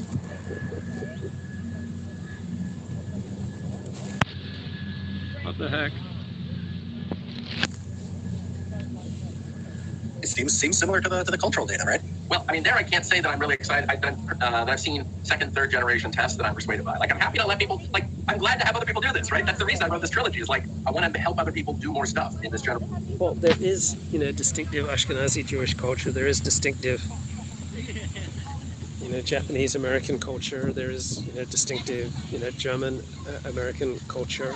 So yeah, there does seem to be a persistence of cultural traits and achievement traits and life history traits. Area in a credible way. So there's always, this is really a case where further research is needed, and I'm hoping that a younger generation of academics runs exactly the kind of tests you're thinking about, but for third and fourth generation migrants. So one question I had about this data, about these, these migrants going into like third, fourth generation. How far do you go? You never go further than fourth. This is what we have with the. And the chat says, I want to hear, Asian comments on race. Well, when I talk to Asians, they're quite reluctant to say anything controversial in general, right? They're not nearly as much risk takers, it seems, compared to Europeans, right? They're much less likely to want to rock the boat. They're much more concerned about social exclusion, upsetting the teacher, upsetting the professor, upsetting their, career trajectory. So they're much less likely to be outspoken on controversial issues. That's my life experience. With what I think of as the cultural persistence literature. And then we have this separate deep roots literature that checks to see how is a part of the world doing in 1500? And if a country got a lot of migrants from that part of the world, how is that new country doing today? So basically it helps you look a lot at the new world. And it ends up using the new world as a sort of horrifying sandbox for measuring the effects of migration on long-run prosperity. Yeah. So, I mean, I was, a little bit taken aback because, you talk about fourth generation Swedish Americans and German Americans. I haven't met many of those people. Are usually pretty mixed by that generation. And yeah. I thought there could be a kind of bias in the data. And, I was wondering about this, yeah. And, so it could be, so like, okay, so one of the hints here is one of the studies shows, okay, there's less assimilation by the fourth generation than the second generation, right? They go backwards, they go back to Sweden or they go back to Italy. And they're intermarrying this whole time. And my suspicion is that people... One striking thing is how low achieving third and fourth generation Mexican Americans are in California and how much more high achieving they are in Texas and in Florida.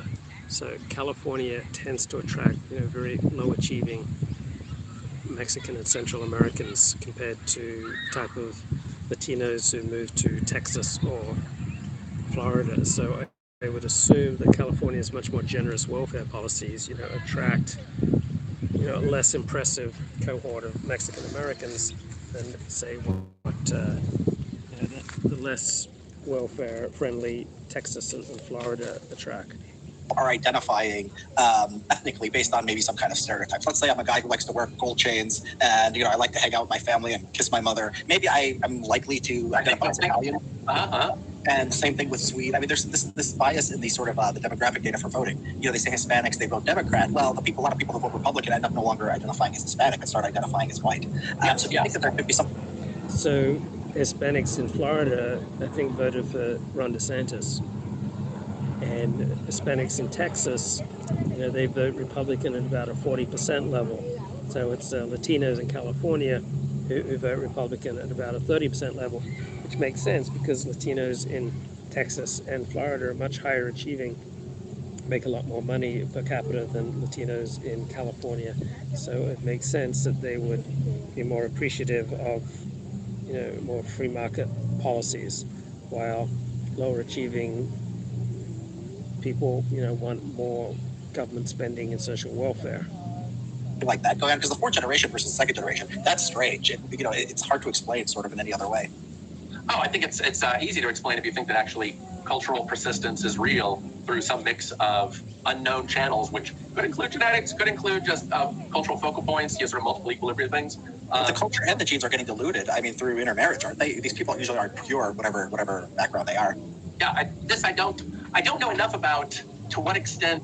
You don't have to be pure to be able to draw, stereotypes.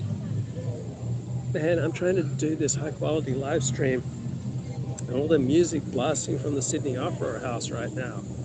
It's not really conducive to the elucidation of my highly nuanced thinking.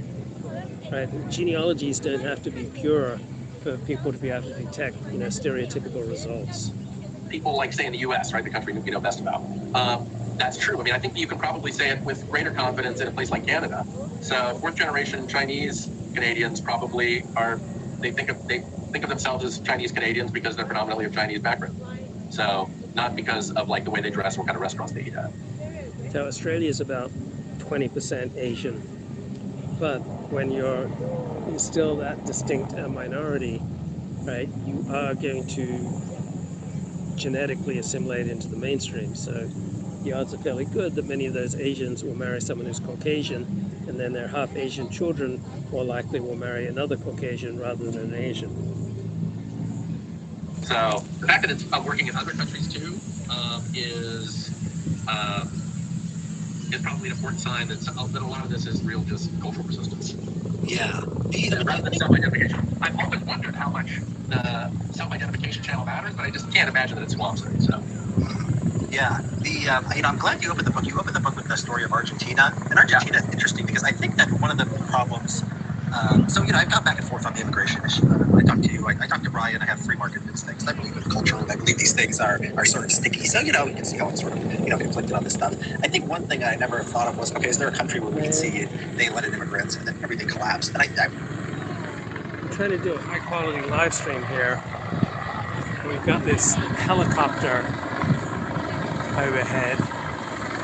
Just no respect for live streaming. No respect for cultural discourse here in Australia. Like these profane, mundane elements just overwhelming, just trashing my live stream. Because I'm striving here to provide life-changing insights and bloody helicopters. What the heck, guys? The life of the public intellectual just gets no respect here in Australia. I heard of Argentina, their economy, doing poorly relative to 100 years ago. But I didn't connect it to immigration. So can you talk about that? I found that particularly compelling. Yeah, sure. So Argentina was one of the richest countries in the world about 100 years ago. And then the leaders of the country just... Okay, if you can't beat them, it's becoming time to join them. Let's see what's going on here at the Opera House.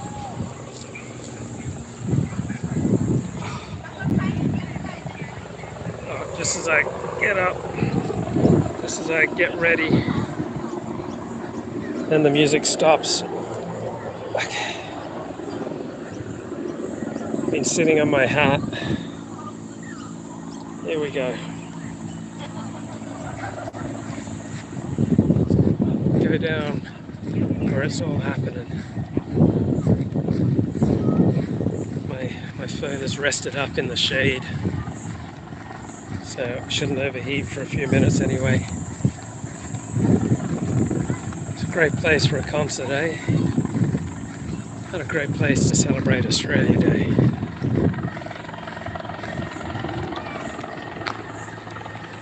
Get out on the harbour. Take a nice cruise for $10.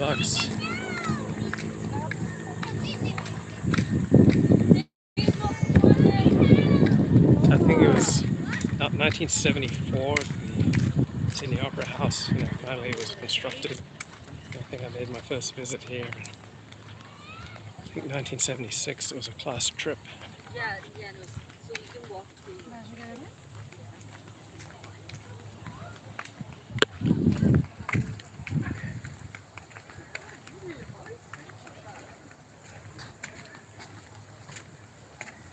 Message you and be like, how the hell did you screenshot my story? Is this picnic spot only for friends? Cool. Oh, this is not where I want to be.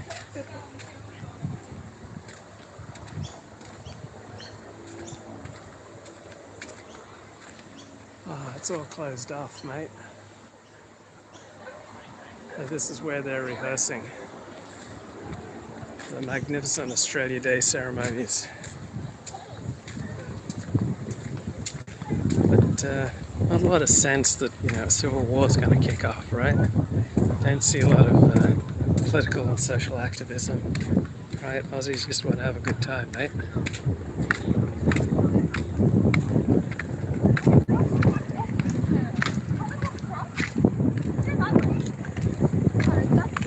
have a drink, have a feed, have a walk, have a swim, watch a bit of telly, have a nap, maybe have a flutter at the pokies, at the poker machines.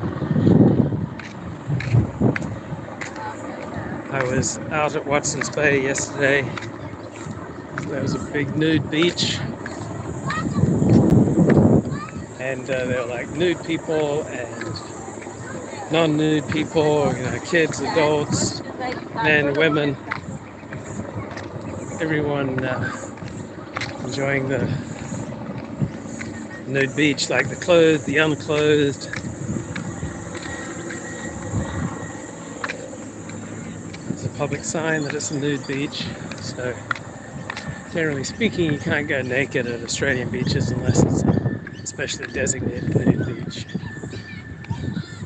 No, you can go topless. The women can go topless. It used to be that it probably like a quarter of them would go topless. But since massive Muslim immigration in the 1990s, 2000s, right, Australian women have stopped going topless at the beaches. So we had the Cronulla riots. What was that? Circa 2005. Because Australians thought that their women were being disrespected by Muslim immigrants. So you had some massive riots. Okay. Let's get back to the high quality discourse here.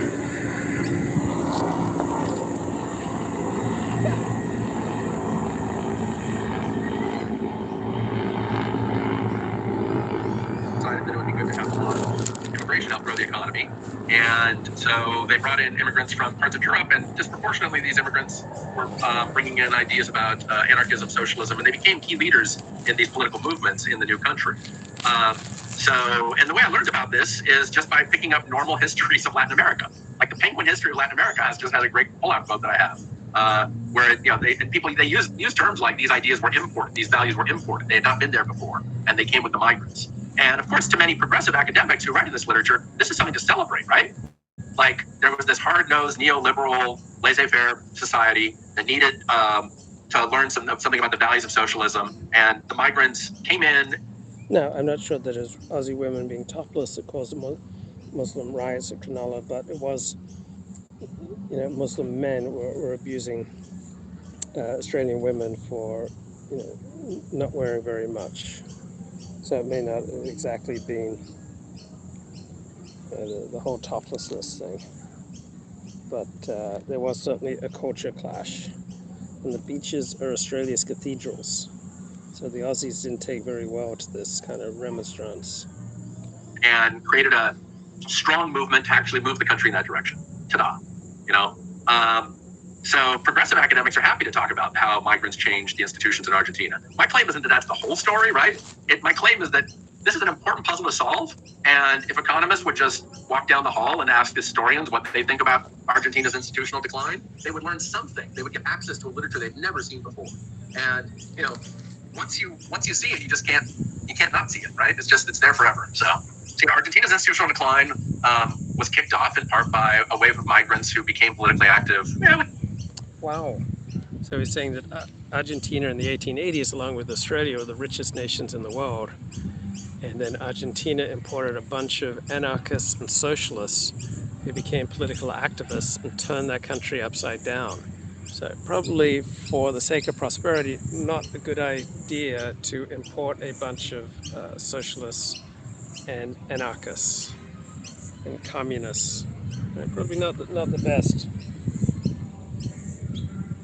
Within a generation or so. But Argentina, the one thing that's confused, Argentina, what was the majority demographic before? It was Spaniards, I assume, right? So in the Southern Cone, it would be very close to half. I don't know about whether it would be exactly majority or not. So, like whether a slim majority or just short of a majority. But in that ballpark, yeah. So the Southern Cone of Latin America has disproportionately European migrants. So if you look at the Americas, both the far north and the far south are disproportionately made up of people of European descent. Yeah, but if someone had known about the Deep Roots literature in 1900, would they have predicted that Spaniards So it was in the 1880s that America became the richest nation in the world, though per capita Argentina and Australia may have been a little ahead of the United States. And then after World War I, America became increasingly dominant with its military, but by the end of World War II, the United States of America was unquestionably, militarily, culturally, economically, the #1 power in the world. And Italians would. So you don't believe in multitasking. So this is where I do a lot of multitasking. I'll watch sporting events with the sound off and just listen to podcasts. So I wonder what my retention level is. So I think it's pretty good. That's where I get like the highlights of things that I want to play and comment on for my own show. Would have changed Argentina in this way? No, if all you knew was the deep roots literature, you wouldn't have predicted it. But that's the beauty is that the culture transplant is not a monocausal story. There's more than one way your culture can change. I'm documenting 3 big ways in the course of the book. This attitude persistence literature, which is probably more general than just the national level stuff that I'm looking at. The deep roots literature, which looks at 500 years ago stuff, and then the ethnic diversity literature. So there are multiple channels through which culture can be changed. And the idea of just if a country accidentally wound up with a migration policy that disproportionately favored communist activists, even though I don't have any formal statistical tests of that in my book, I'd be willing to believe that a migration policy that formally favored communist activists would have bad long-run political consequences. Do you have you done any reading on American history and sort of how much of the labor movement and how much of anarchism and all this stuff was imported from abroad? Well, yeah, it was all imported from abroad. Right, mainly Eastern Europeans. No, I have not. I sort of have a slight bias against reading too much about America, right? When I get into writing any of my books, I already know that I carry too much American thinking in my worldview, and so I just don't want to beef up on that, right? I know the rest of the world does a lot of this, and I've done it accidentally, but I'm trying to tell stories that people haven't heard, and I want to give a global perspective to my readers. And so that's the kind of reason I wouldn't. I mean, we know that that is true in the U.S. experience, right? To some degree, I just don't know to what extent.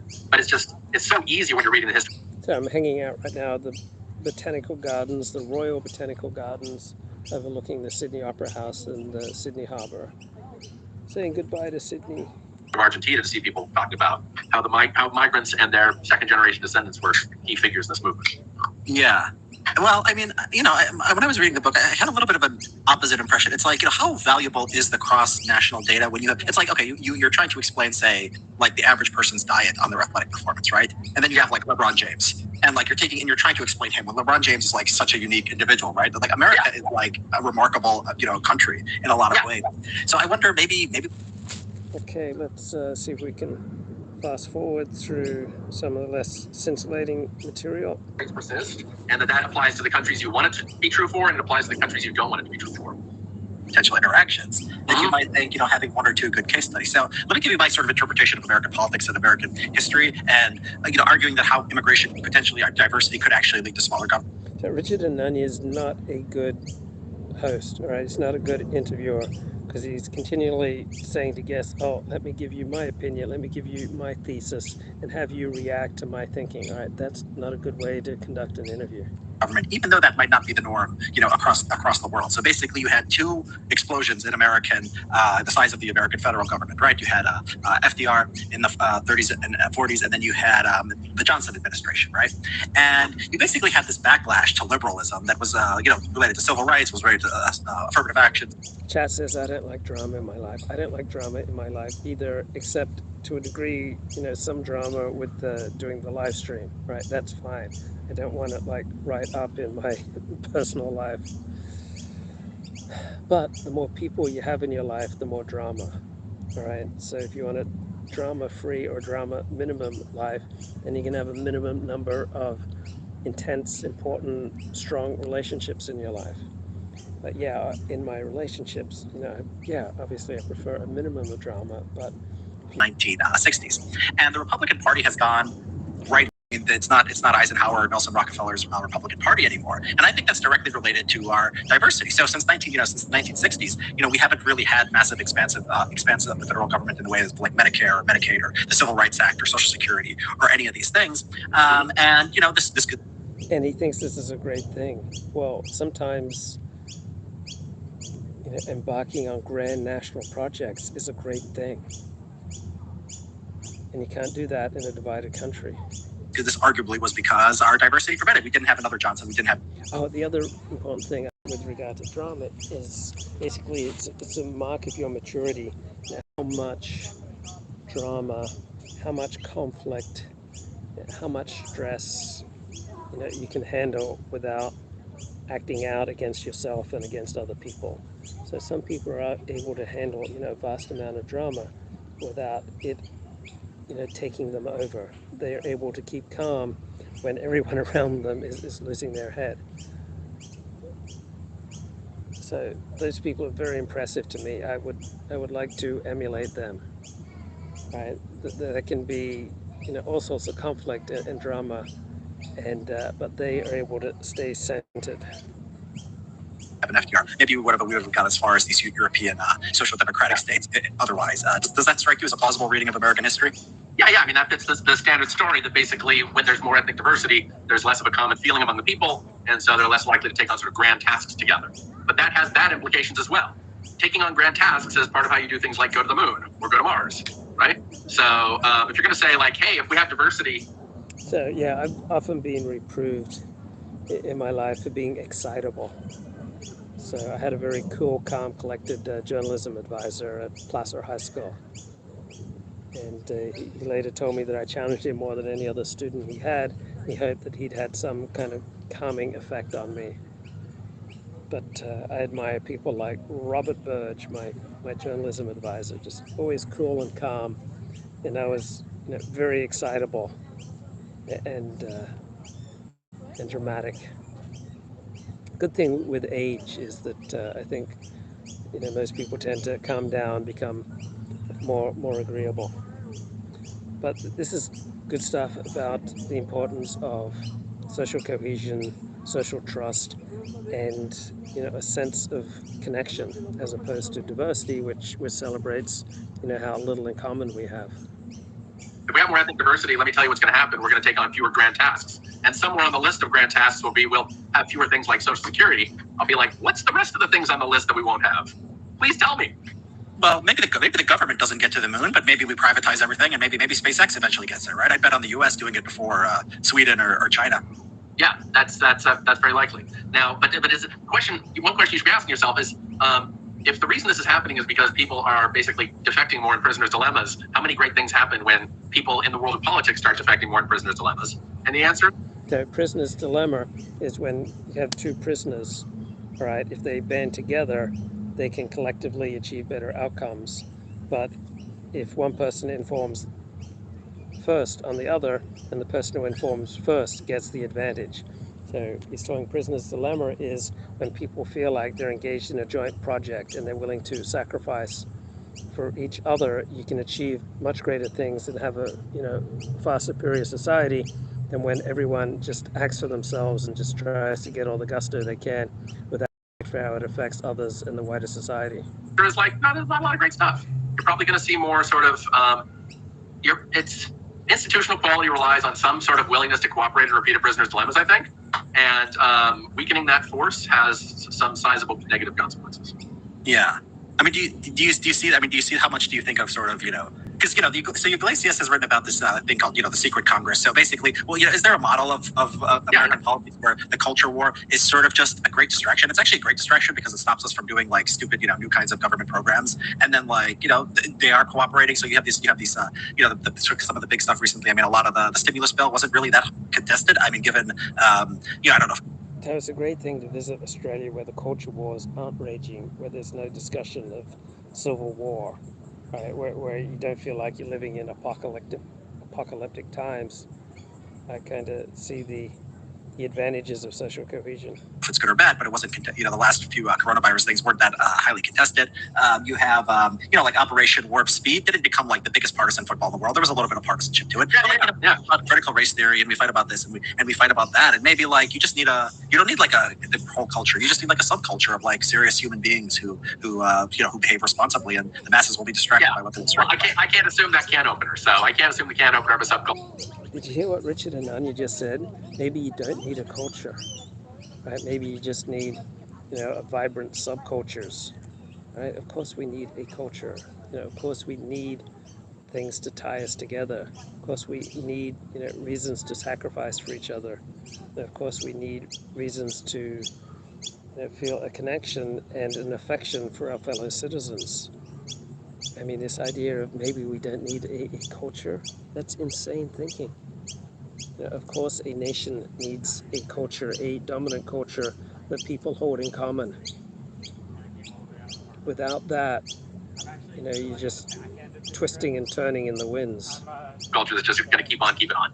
So I'm in favor of secret Congress. I think there's a lot of stuff like that happens. But again, if we think of cross-country comparisons rather than just focusing on the U.S., we'll probably find out that a lot of countries with low institutional quality still manage to find ways to, keep the electricity on a lot and keep the water running. And so you can say, wow, this is a triumph. These institutional quality discussions are totally overrated. Because look, the electricity works 90% of the time in our country. Look, only 2% of our population gets sick from the water every year. This is a huge triumph.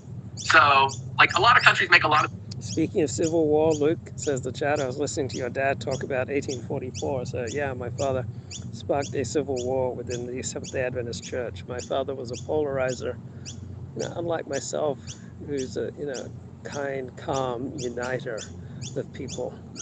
My father was the big stirrer.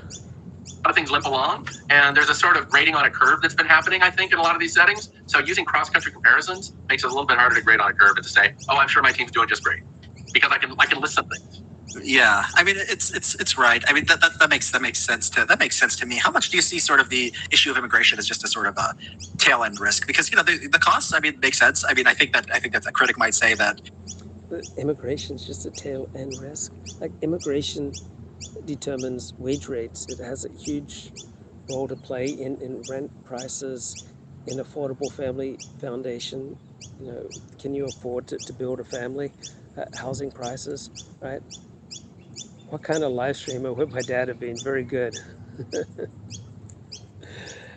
Yeah, my father was a very accomplished public speaker, and the bigger the audience, the more energized he was. So I was just doing a blog post on fame. Is fame good? Is fame bad?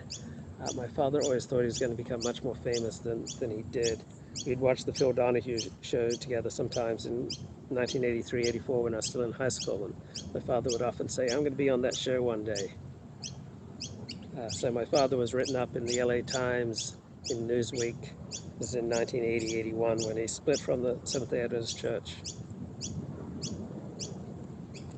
You're not taking the benefits seriously enough. So this is like Brian's idea of $20 bills just lying on the ground. That you have a certain outcome. You have a certain outcome that if you say substantially boosted immigration to America, you would see these people have multiply their incomes by several times. And maybe this cultural stuff has an indirect effect, and maybe it has a long-term effect. But what would you say to somebody who's just like it's certain benefits versus uncertain costs? Despite how good the science you might point to is, it's not as certain as people's income will rise if they move from the third world to the first world.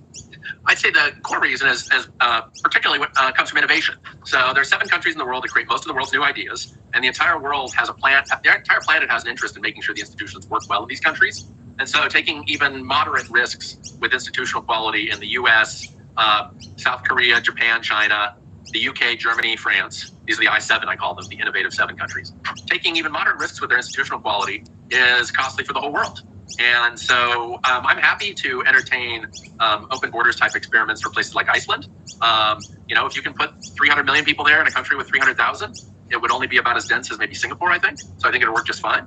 And so if the open borders people are right and that's only a tail risk, let's take that risk with Iceland. And let's not take it in a country that produces a wildly disproportionate portion of the world's scientific and technological ideas, which are shared worldwide. Yeah, that makes. Okay, Garrett Jones there speaking some common sense about immigration and risk. And I want to share with you an excellent podcast I was just listening to, All in the Mind. It is the product of ABC, the national broadcaster here in Australia, and it's a podcast on the dark side of fame. The dark side of fame and what it does to the mind.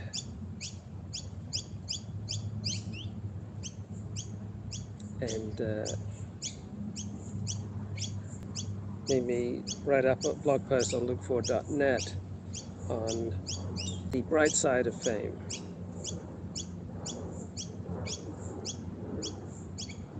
The dark side of fame, what does it do to the mind?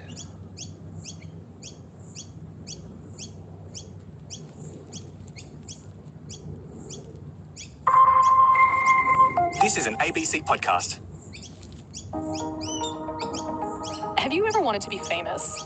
Depending on your personality, the answer might be a hard no, no way, but it might be a yes, even if you're embarrassed to admit it. And why not? Fame seems to offer huge benefits. Wealth, access, validation, adoration.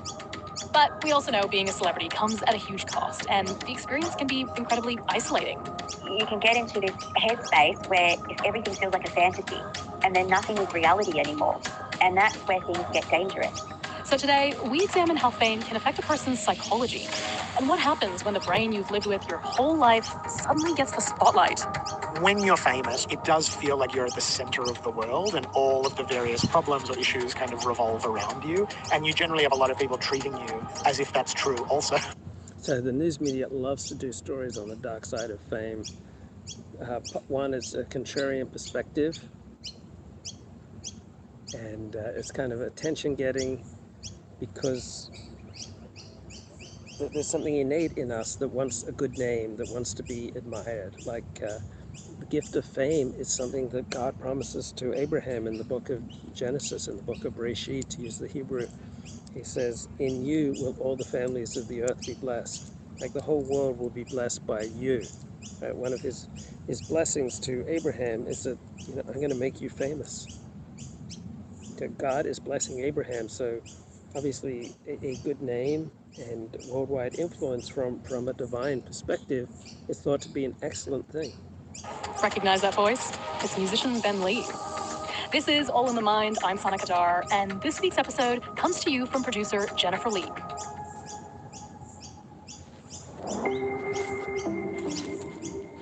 I really very clearly remember when I was 8 years old, I said to my mum, I want to be on television. And then after that, at every birthday wish, I wished that I wanted to be famous. Natalie Gauchi won season 5 of Australian Idol. That was in 2007. A young Matt Corby was runner-up. So I was singing on Hayman Island, and then I got really tired of singing covers and covers and covers and covers and covers, and I thought, I'm going to do something else. I just wanted to follow my dreams. So I got to experience some fame. I was on 60 Minutes, I was on Entertainment Tonight, I was written up in the Los Angeles Times, the New York Times, I was on Fox Files, right, and I was on The True Hollywood Story. And so the benefits of fame, in my experience, is that you feel the world kind of opening up to you, that there are new possibilities. You get to experience new thoughts and new feelings that you wouldn't otherwise if you hadn't, experienced this new state. It makes making money easier. It opens up travel. So I got to travel at no expense to me to Montreal and to England. You get to meet new people. So because of my blogging, right, I lost a lot of friends and alienated some people who were related to me, and I was able to replace them with people I'd met when I became famous. I also got to reconnect with people from my past who I'd had no connection with in decades, but then they read about me in the Rolling Stone, and then they get in touch. Or some woman that I'd wanted to date, and it just never happened, but she got back in touch with me. So a lot of people from my past would reconnect after they see me on the telly. So you get to mix with a new circle in the world of journalism. All right, I became treated like a peer by successful journalists and authors. So I was able to interview a lot more people. A lot of doors kind of open up to me with fame.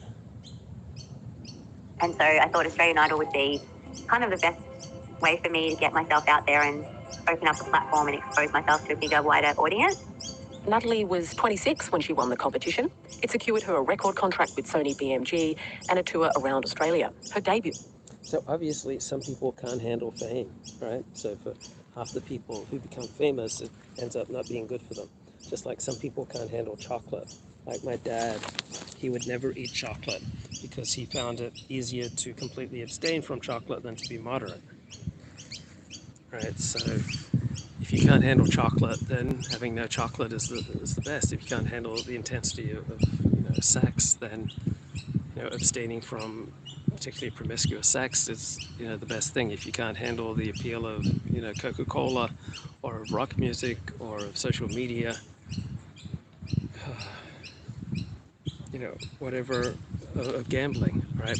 Probably a third of people who gamble, it significantly damages their lives.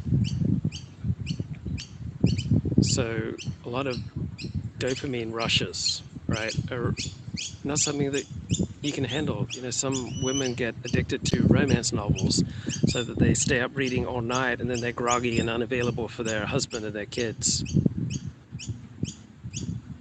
So apparently I've been listening to Dopamine Nation author Anna Lemke, and she talks about whenever you like take a piece of chocolate, that your brain is wired for homeostasis. So when you get that dopamine rush of eating a piece of chocolate, then the body, and the mind has to rejigger itself so that it balances against the dopamine effect of the chocolate and puts you a little bit more into the negative direction, because evolutionarily we are wired to be absolutely insatiable, to never be satisfied, so that we're driven to conquer and have sex and to eat as much as possible. We did not evolve to be satisfied with one partner, with one berry bush, with after the killing of one animal. We're insatiable for more. So when we get a dopamine rush from something like chocolate or gambling, then our brains rewire so that we feel less happy and we want more. So some people can't handle certain dopamine rushes. So for people with an addictive personality, such as myself, wasn't Insatiable a movie? Yeah, I think it was. Marilyn Chambers, she was such a nice woman. I met Marilyn Chambers. She was just a really lovely person and a great actress. The album was certified platinum. But despite all her success, just before the release of her second album, Natalie walked away. I was so close to releasing the single I'd recorded. Sony were ready to take it to radio. They were playing it. It was like they... So a lot of people, quote unquote, walk away after they've been pushed out. So your boss fires you and then you tell people, oh, I just walked away from that job. It was like they hit before it was even a hit. Like they were loving it. And I wrote the song. I mean, I got creative freedom. I got everything I wanted, so it wasn't them. I ran away from Sony. I left Sony. I didn't go ahead with that album. And it was my choice. And I tried to find, I'm laughing now, but it's kind of sad, but I tried to search for that record deal again for like 7 years, trying to be someone else, but I wasn't, You're going to hear more of Natalie's story later, particularly what happened in that year after she won Australian Idol. I was around a lot of famous journalists and people and newsmakers, and, I just started checking it out and seeing how people were. Donna Rockwell is a clinical psychologist who specialises in fame and celebrity. But before that, she was a I'm trying to produce this high-quality live stream, and the bloody rehearsals for Australia Day tomorrow are just going on at the Sydney Opera House right now, interfering with this high-quality stream. No respect for the life of the mind. journalist working in Washington, part of a group of reporters who helped set up CNN. Donna saw people around her becoming famous and was fascinated by how the experience changed them. When she left journalism and went to retrain at university, she got her doctorate in the psychology of fame and celebrity. It is written up in the Journal of Phenomenological Psychology, and it remains the only published peer-reviewed research on the actual experience of fame and celebrity. And Is that true? Is this really the only peer-reviewed academic paper on the experience of fame and celebrity? 17 years ago. So it really speaks to the fact that you can't access this population to interview them about what their experiences are. And since I was so connected, if you will, I was able to do the study. Donna's research examined the experience of being famous through interviews with 15 well-known American celebrities. They were at different stages in their careers and from a range of professions, but they all shared similar problems. An inability to trust people. Yeah, but how much of this is just unique to America, right? These are all American celebrities, right? America doesn't have the social trust and social cohesion of Australia or Japan or France or Germany, right? So it's more difficult to trust strangers in America. Anyway, also America is much more of an individualist society than England, France, Germany, Australia, China, Japan. So what role does that play? Why are you my friend? Is it because you like me or because I'm famous? So that was one thing, mistrust, not only of new friends, but old friends. Of everyone, actually. So you and I go out into the world and we see people and we have an equal relationship.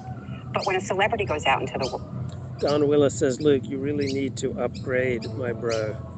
Okay, upgrade what? My technical live streaming? Is it the wind in the willows, the birds chirping, the rehearsals going on in the Sydney Opera House that is, damaging this live stream experience? World, there is no equal relationship. There's only the fan who's trying to get as much from the celebrity as they can, if you will. And it's called reflected glory.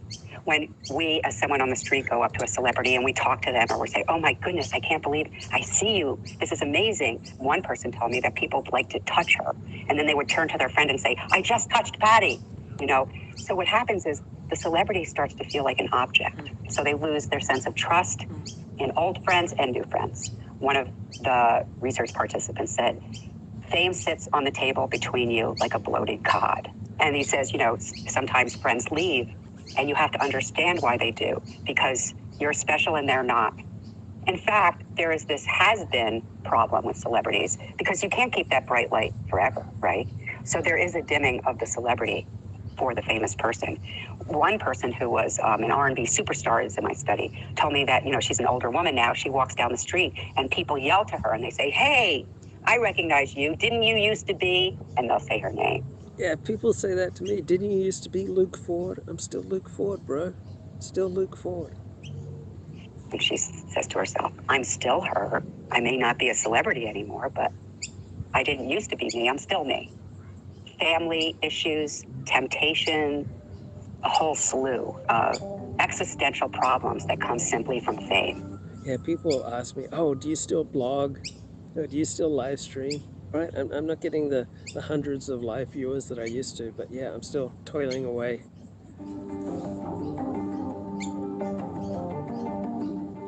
Celebrities can experience acquired narcissism, acquired situational narcissism, because they're famous.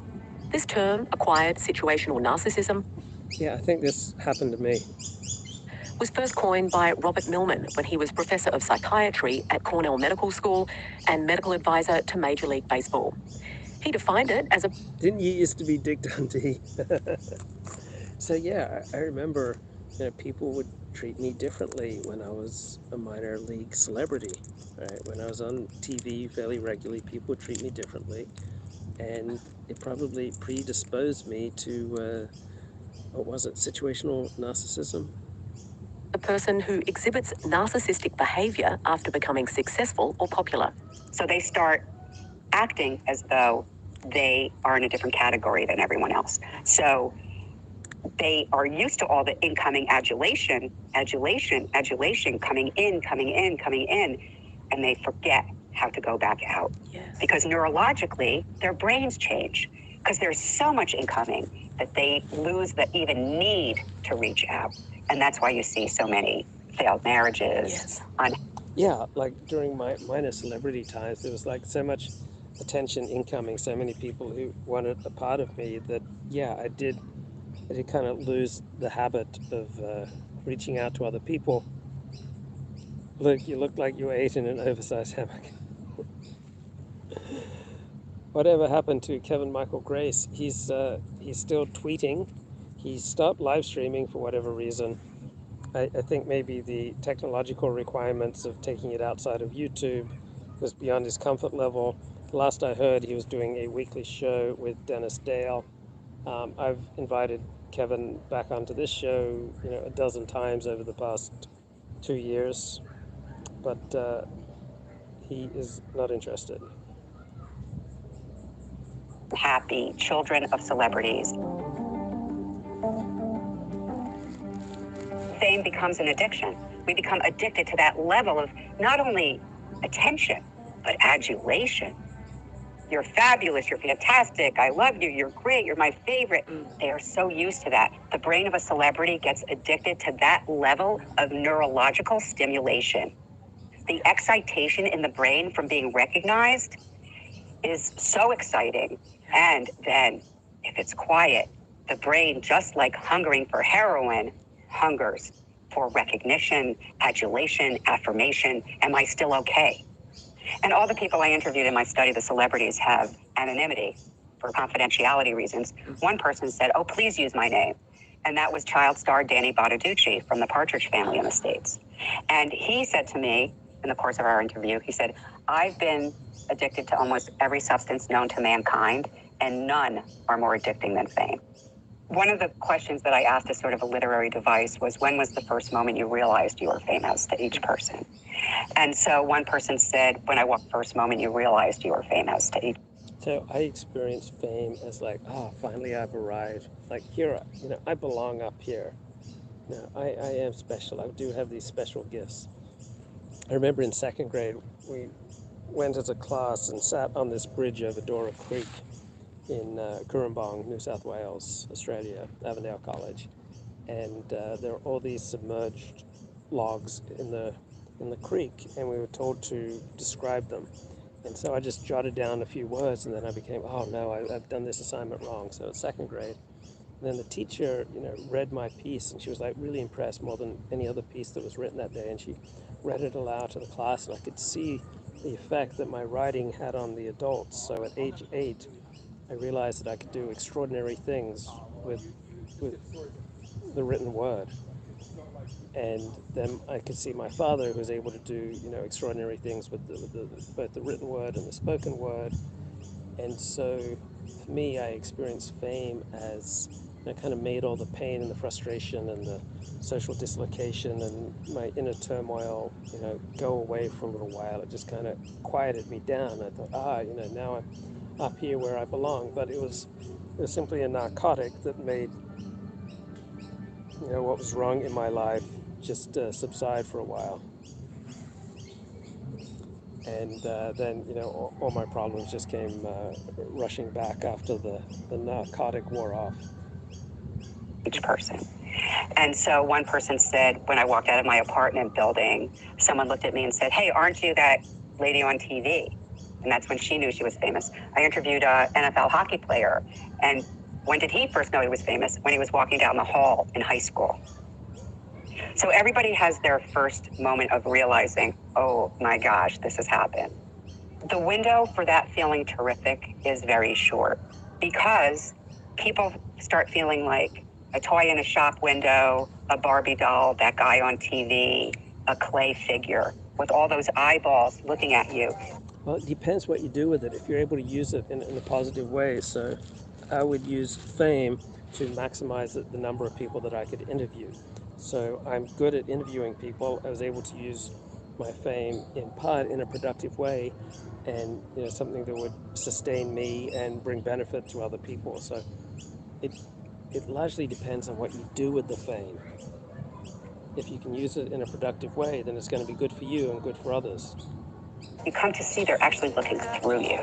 They're not looking at you at all. I wanted to be embraced. Anyone who has any involvement in show business or any taste of celebrity understands that there is a really sweet spot on this continuum. This is Australian singer-songwriter Ben Lee. And that is where you have access to what you want access to, but people aren't bothering you. I mean, that's the dream. The dream. Right, so I had enough fame that I was able to have access to the people I wanted to have access to. What's my superhero origin story, bro? I gave it to you, all right? I was sitting on a bridge over Dora Creek and jotting down some words about the submerged ghostly logs in the creek, and I saw the effect that my words had on adults. And I realized then at age 8 that I had some extraordinary skills with the word. Is that you get to like work with people you want to work with. You get to, I mean, even just socioeconomic access. You get to eat good quality food. You get to travel nicely. You get to stay in nice places, but no one wants people bothering them. I mean, that's like, so sometimes in my set, I say this thing before I play Cigarettes Will Kill You about how I'm like, hey, this song came number 2 in the Triple J Hottest 100 to Pretty Fly for a White Guy by The Offspring. And the message to you here today, kids, is if you work really hard, you also can be number 2. Number 2 is the dream. Everyone should want to be number 2. Who wants to be number 1? When you're number 1... Okay, people think they can optimize fame. Like this bloke, he's just so sure that he can optimize fame. But depends on circumstances. Sometimes you do want to be number 1. And different people are differently suited for different levels of fame. Right? Some people can very happily handle a much higher level of fame than other people. So there's no generalizable rule for the optimum amount of fame. 1, everyone's looking at you, even at a level of subversion, like what you can do with culture. Getting off this boiling plane. I suppose the first time I put it together that there were certain feelings of validation or excitement that you could get from performance was in 1st or 2nd grade, like year 1 or 2, my school put on a concert. It was a music. So the healthy person is able to validate himself when he does good things, right? The unhealthy person needs outside affirmation, but the healthy person is able to internally validate himself rather than depend on external validation. So fame is a bitch for some people. Other people, it's something valuable. Depends on the individual. Called Uncle Moishi and His Mitzvah Men. I went to a Jewish school, so it's a Jewish-themed story. And they made everyone stand up and just sing Do, Re, Mi, Fa, Sol, La, Ti, Do, just like in one in a go. And they went one at a time, and literally every kid is like Do, Re, Mi, Fa, Sol, La, Ti, Do, tone deaf, basically. And then they went past me. I'd never thought I could sing or anything, but I went Do, Re, Mi, Fa, Sol, La, Ti, Do. I just sang a scale, and I saw they made a note. And I had this moment of realizing that whatever had happened in the room when I sang brought someone happiness and then brought me approval. And I think in a lot of ways, that magic combination set this. So this happened to him in, I think, 1st or 2nd grade. And for me, in 2nd grade too, I found that the way that I could use language could bring people happiness. So these were our superhero origin stories. For everything else I would do in my career, basically. It may sound stupid when I say it out loud. Ben Lee got a record deal for his band Noise Addict when he was just 13. It was off the back of a 4-track demo he made in his bedroom. Ben sent it round to labels and radio stations and managed to get signed. I mean, it's usually the first flushes of fame that are the most discombobulated. So I know a bloke who, before the rabbi gives a sermon, he'll give the rabbi like 3 words to use, or a phrase like 50 Shades of Grey. So the rabbi will get up and he'll talk about the Jews marching through Mount Sinai and how there was always a cloud hovering over them, and the cloud had 50 Shades of Grey. It's like, yeah, he met this bloke's requirement. So this bloke gave me the the assignment of using the word ostentatious in my next internet talk. So here I am. I'm not ostentatious. I'm just fair dinkum, mate. Or disorientating, and it comes with an intense sense of drama because fame, when you're famous or experiencing some fame, it does feel like you're at the center of the world and all of the various problems or issues kind of revolve around you, and you generally have a lot of people treating you as if that's true also. So it's very often just these first flushes of fame that I think are the most kind of, just unnerving. It must feel good. So the chat says the Israelites left Egypt as a mixed multitude. There were 50 shades of brown. That shirt is ostentatious. Well, I don't have a whole heck of a lot of clothing choices. I only took a carry-on backpack. That's all I brought with me to Australia. All my other shirts are black. To stand above me while I make you so proud. If you think back to the cigarettes will kill you, the sort of peak mainstream awareness of Ben Lee, if you like, what were the elements of that you really enjoyed, and what were some of the elements where you were like, oof? So I'm sure the experience of fame is very different in Australia than America, and very different in Japan or China or Hong Kong or France, Germany, England. Right? There'll be some things that are common to the celebrity experience, but for example, in England, they have the British royal family, right?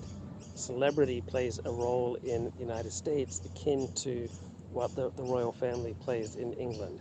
So celebrity is a much bigger deal in an individualist, go for the gusto, be all you can be ethos like the United States of America, compared to a more corporate country like Australia, France, Germany, or Japan. The arias of 2005, Whenever Awake Is the New Sleep, won the awards, and Missy, there was a moment culturally where Missy Higgins' record has done well and mine had done well, and they were both sort of acoustic pop records, and between us, we'd sort of scooped the arias, and that was probably the biggest moment of, you get in a cab and the cab driver wants to take a photo for their niece and that whole thing. It makes the after shows and stuff, in some ways it's kind of really fun because you have people who want to hang out with you and everyone wants to have a party, but it also is a bit limiting in terms of you can't just go everywhere and do anything. I do remember when I played the Commonwealth Games, the closing ceremony, and we're all in this together, walking around Melbourne for that was just unpleasant. In Australia, basically being some level of celebrity for 20 odd of them, or 22 of them, I've just realized it's a thing that comes and goes. And if you're on the telly, there'll be a few days where you'll go to the airport and people will recognize you, and then they'll forget a week later. Humans have this remarkable inability to imagine life beyond the moment that they're living in at that time. And it's very hard for them to realize that the current moment they're in of celebrity is not going to last forever. And it's actually, that is guaranteed.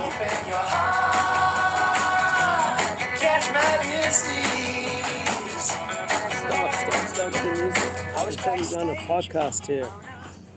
Man, I can't have this music going on. I've talked to a lot of famous people over the course of my career so far, and people react to fame in such different ways. Michael Schulman writes celebrity profiles for The New Yorker.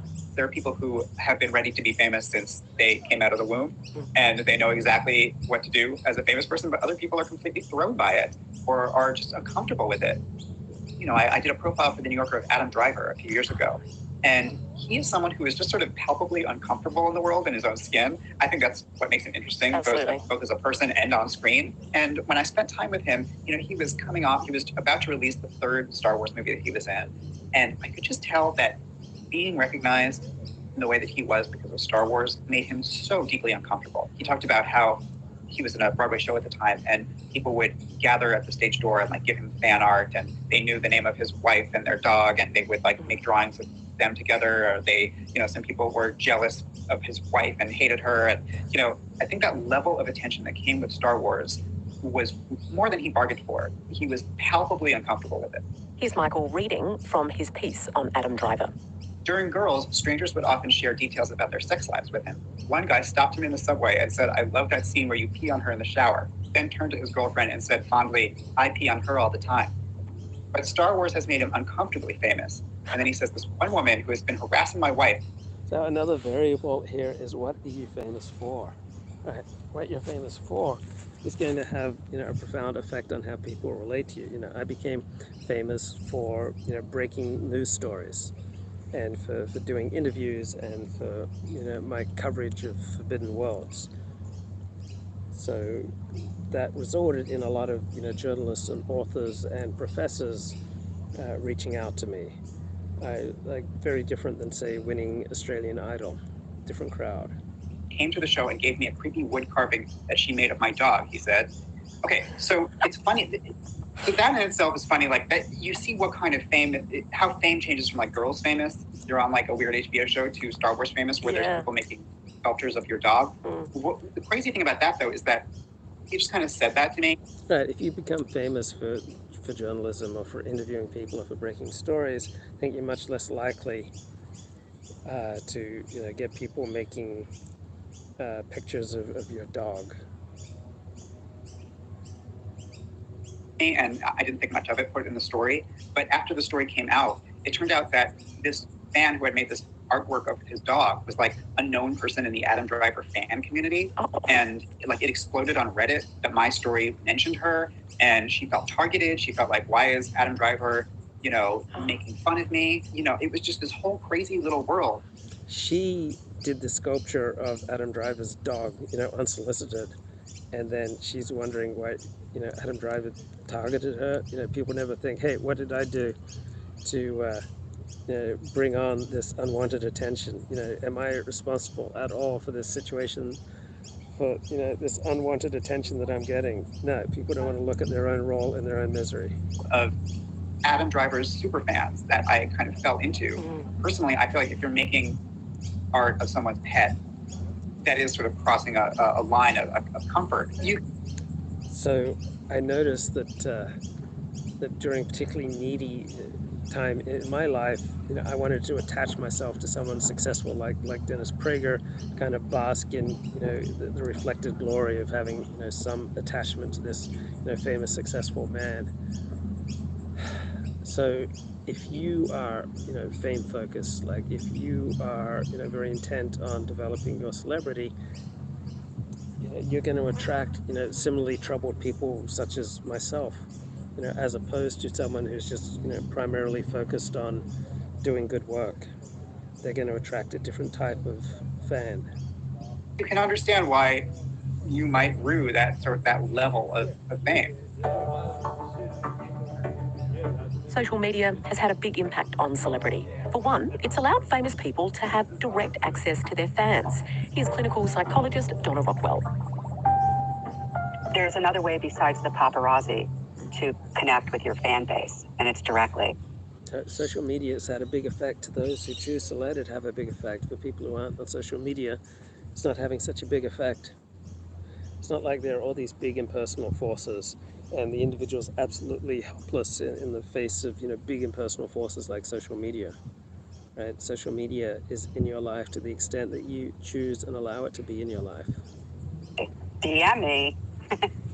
And so there is like this direct connection, and a lot of celebrities like that because they've gotten rid of the middleman. On the other hand, I mean, what I'm so, I don't want to say afraid of, but think is so dangerous is the level of snark. How people think they just have the right to tear another person down just. Right, that's going to depend on how stable you are and how much you read the things that people say about you and how needy you are for external validation of yourself, right? That'll make you more or less vulnerable to this snark. It's because they're a celebrity. And this is my opinion on this person and that person and the other one. And like, oh, she's horrible. And celebrities read this stuff. And guess what they are? They're human beings. One person I interviewed, and this was 17 years ago, so before social media really became embedded, could not even read her email anymore. She couldn't look at Twitter anymore because the attacks were so personal, with such vitriol, that it broke her. Celebrities are human beings. Their feelings get hurt just like ours do. Even before Natalie Gauchi was announced as the winner of Australian Idol, she started getting exposed to feedback from fans. A lot of it was really positive, but there was a lot of difficult stuff as well. YouTube was out and people could write comments on our videos and things like that. So I had to stop reading the comments because I did get a lot. Okay, so some people are going to be more vulnerable to that than other people, depending on how secure they are in themselves, how much ability they have to self-validate as opposed to relying on external validation. So it's not like there are all these big impersonal forces and the individual just has no control over them. A lot of hate. As much as I got a lot of love, I got a lot of hate as well. And it was really hard to read those comments because people can be very mean. So yeah, I had to stop reading them. It's like, well, I'm a human being on the outside. Ben Lee agrees social media can be brutal, but he also says it's an unavoidable part of putting creative work out into the world. Is social media dangerous in that sense to like the emotional well-being of an artist? Absolutely. But so was the casting couch in movies in the 60s. Like, it's like the world of... All these things are dangerous to the extent that you allow them to be dangerous. Right? To the extent that you allow other people to manipulate, abuse you, they will manipulate and abuse you. Right? If you're good at protecting yourself and you're not looking to strangers to validate yourself, then you're going to be much less vulnerable to this. Being a creator in a capitalist society and in a sort of patriarchal power structure is an innately rebellious and treacherous path to try and take. So yeah, it's scary and it's hard and you've got to learn to take your hits. What's really complicated about it is that it is both unfair, the amount of, like I understand the idea that it's unfair, the amount of just the brutalization of creative people that could happen on the internet, who are often very sensitive people, just trying to share their work. And, you know, they can be often like romantic dreamers, you know. But on the other side, I also think the slings and arrows of culture coming at you in whatever form they take in your generation is actually what ultimately is how you prove yourself and how you become great. And whether that's Bob Dylan having to face journalists from Time magazine in the 60s or, you know, Doja Cat being on TikTok, it's the same thing. It's a sensitive creative person saying, I will speak out. I'm not going to keep my work hidden away in my room. I'm going to bring it into the marketplace. I'm going to bring it into the conversation, and I'm going to deal with the consequences of that. In 2007, Australian Idol was a really popular TV show, and after 11 weeks competing, Natalie was already pretty famous. But then winning, and what followed, was a whole nother deal.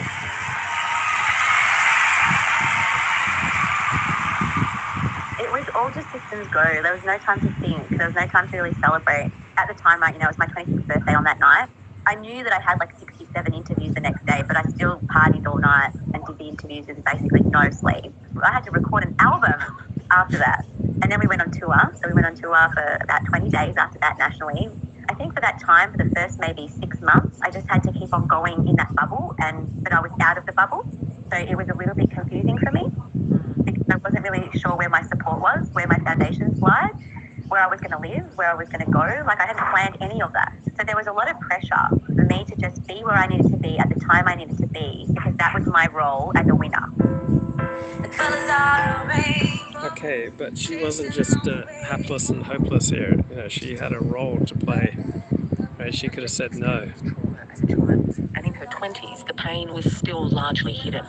Winning Australian Idol and becoming famous brought it all forward and was ultimately why she abandoned her record deal. It took another 7 years and the birth of her son before she was able to properly heal.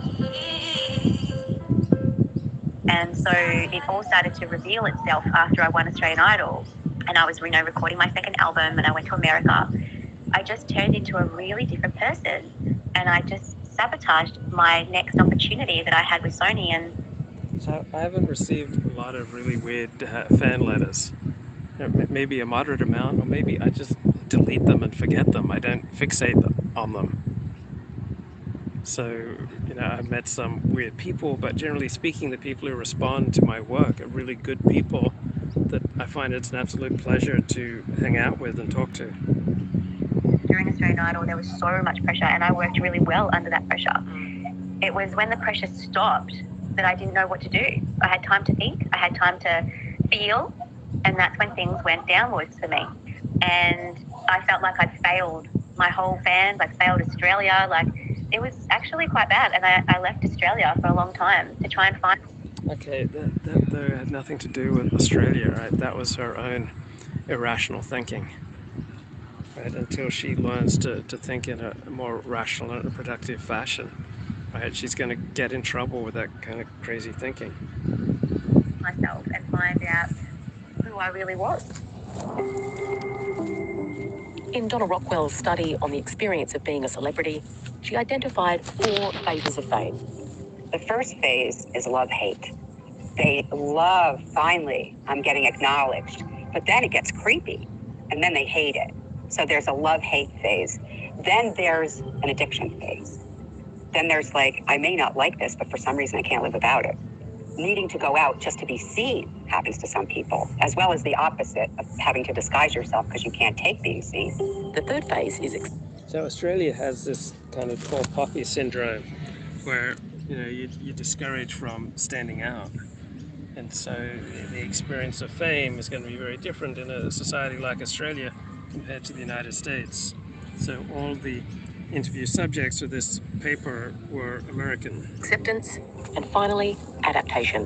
What I found, the one thing that does help is knowing that you are part of something larger than yourself. So you see the people that do well with this kind of addiction, they give back. If you can do things that use fame as currency, so that you're using it for something useful in this world, not just another house with another swimming pool with another Fendi purse, but actually using fame as currency to make a difference in the world. So that can help that addiction phase.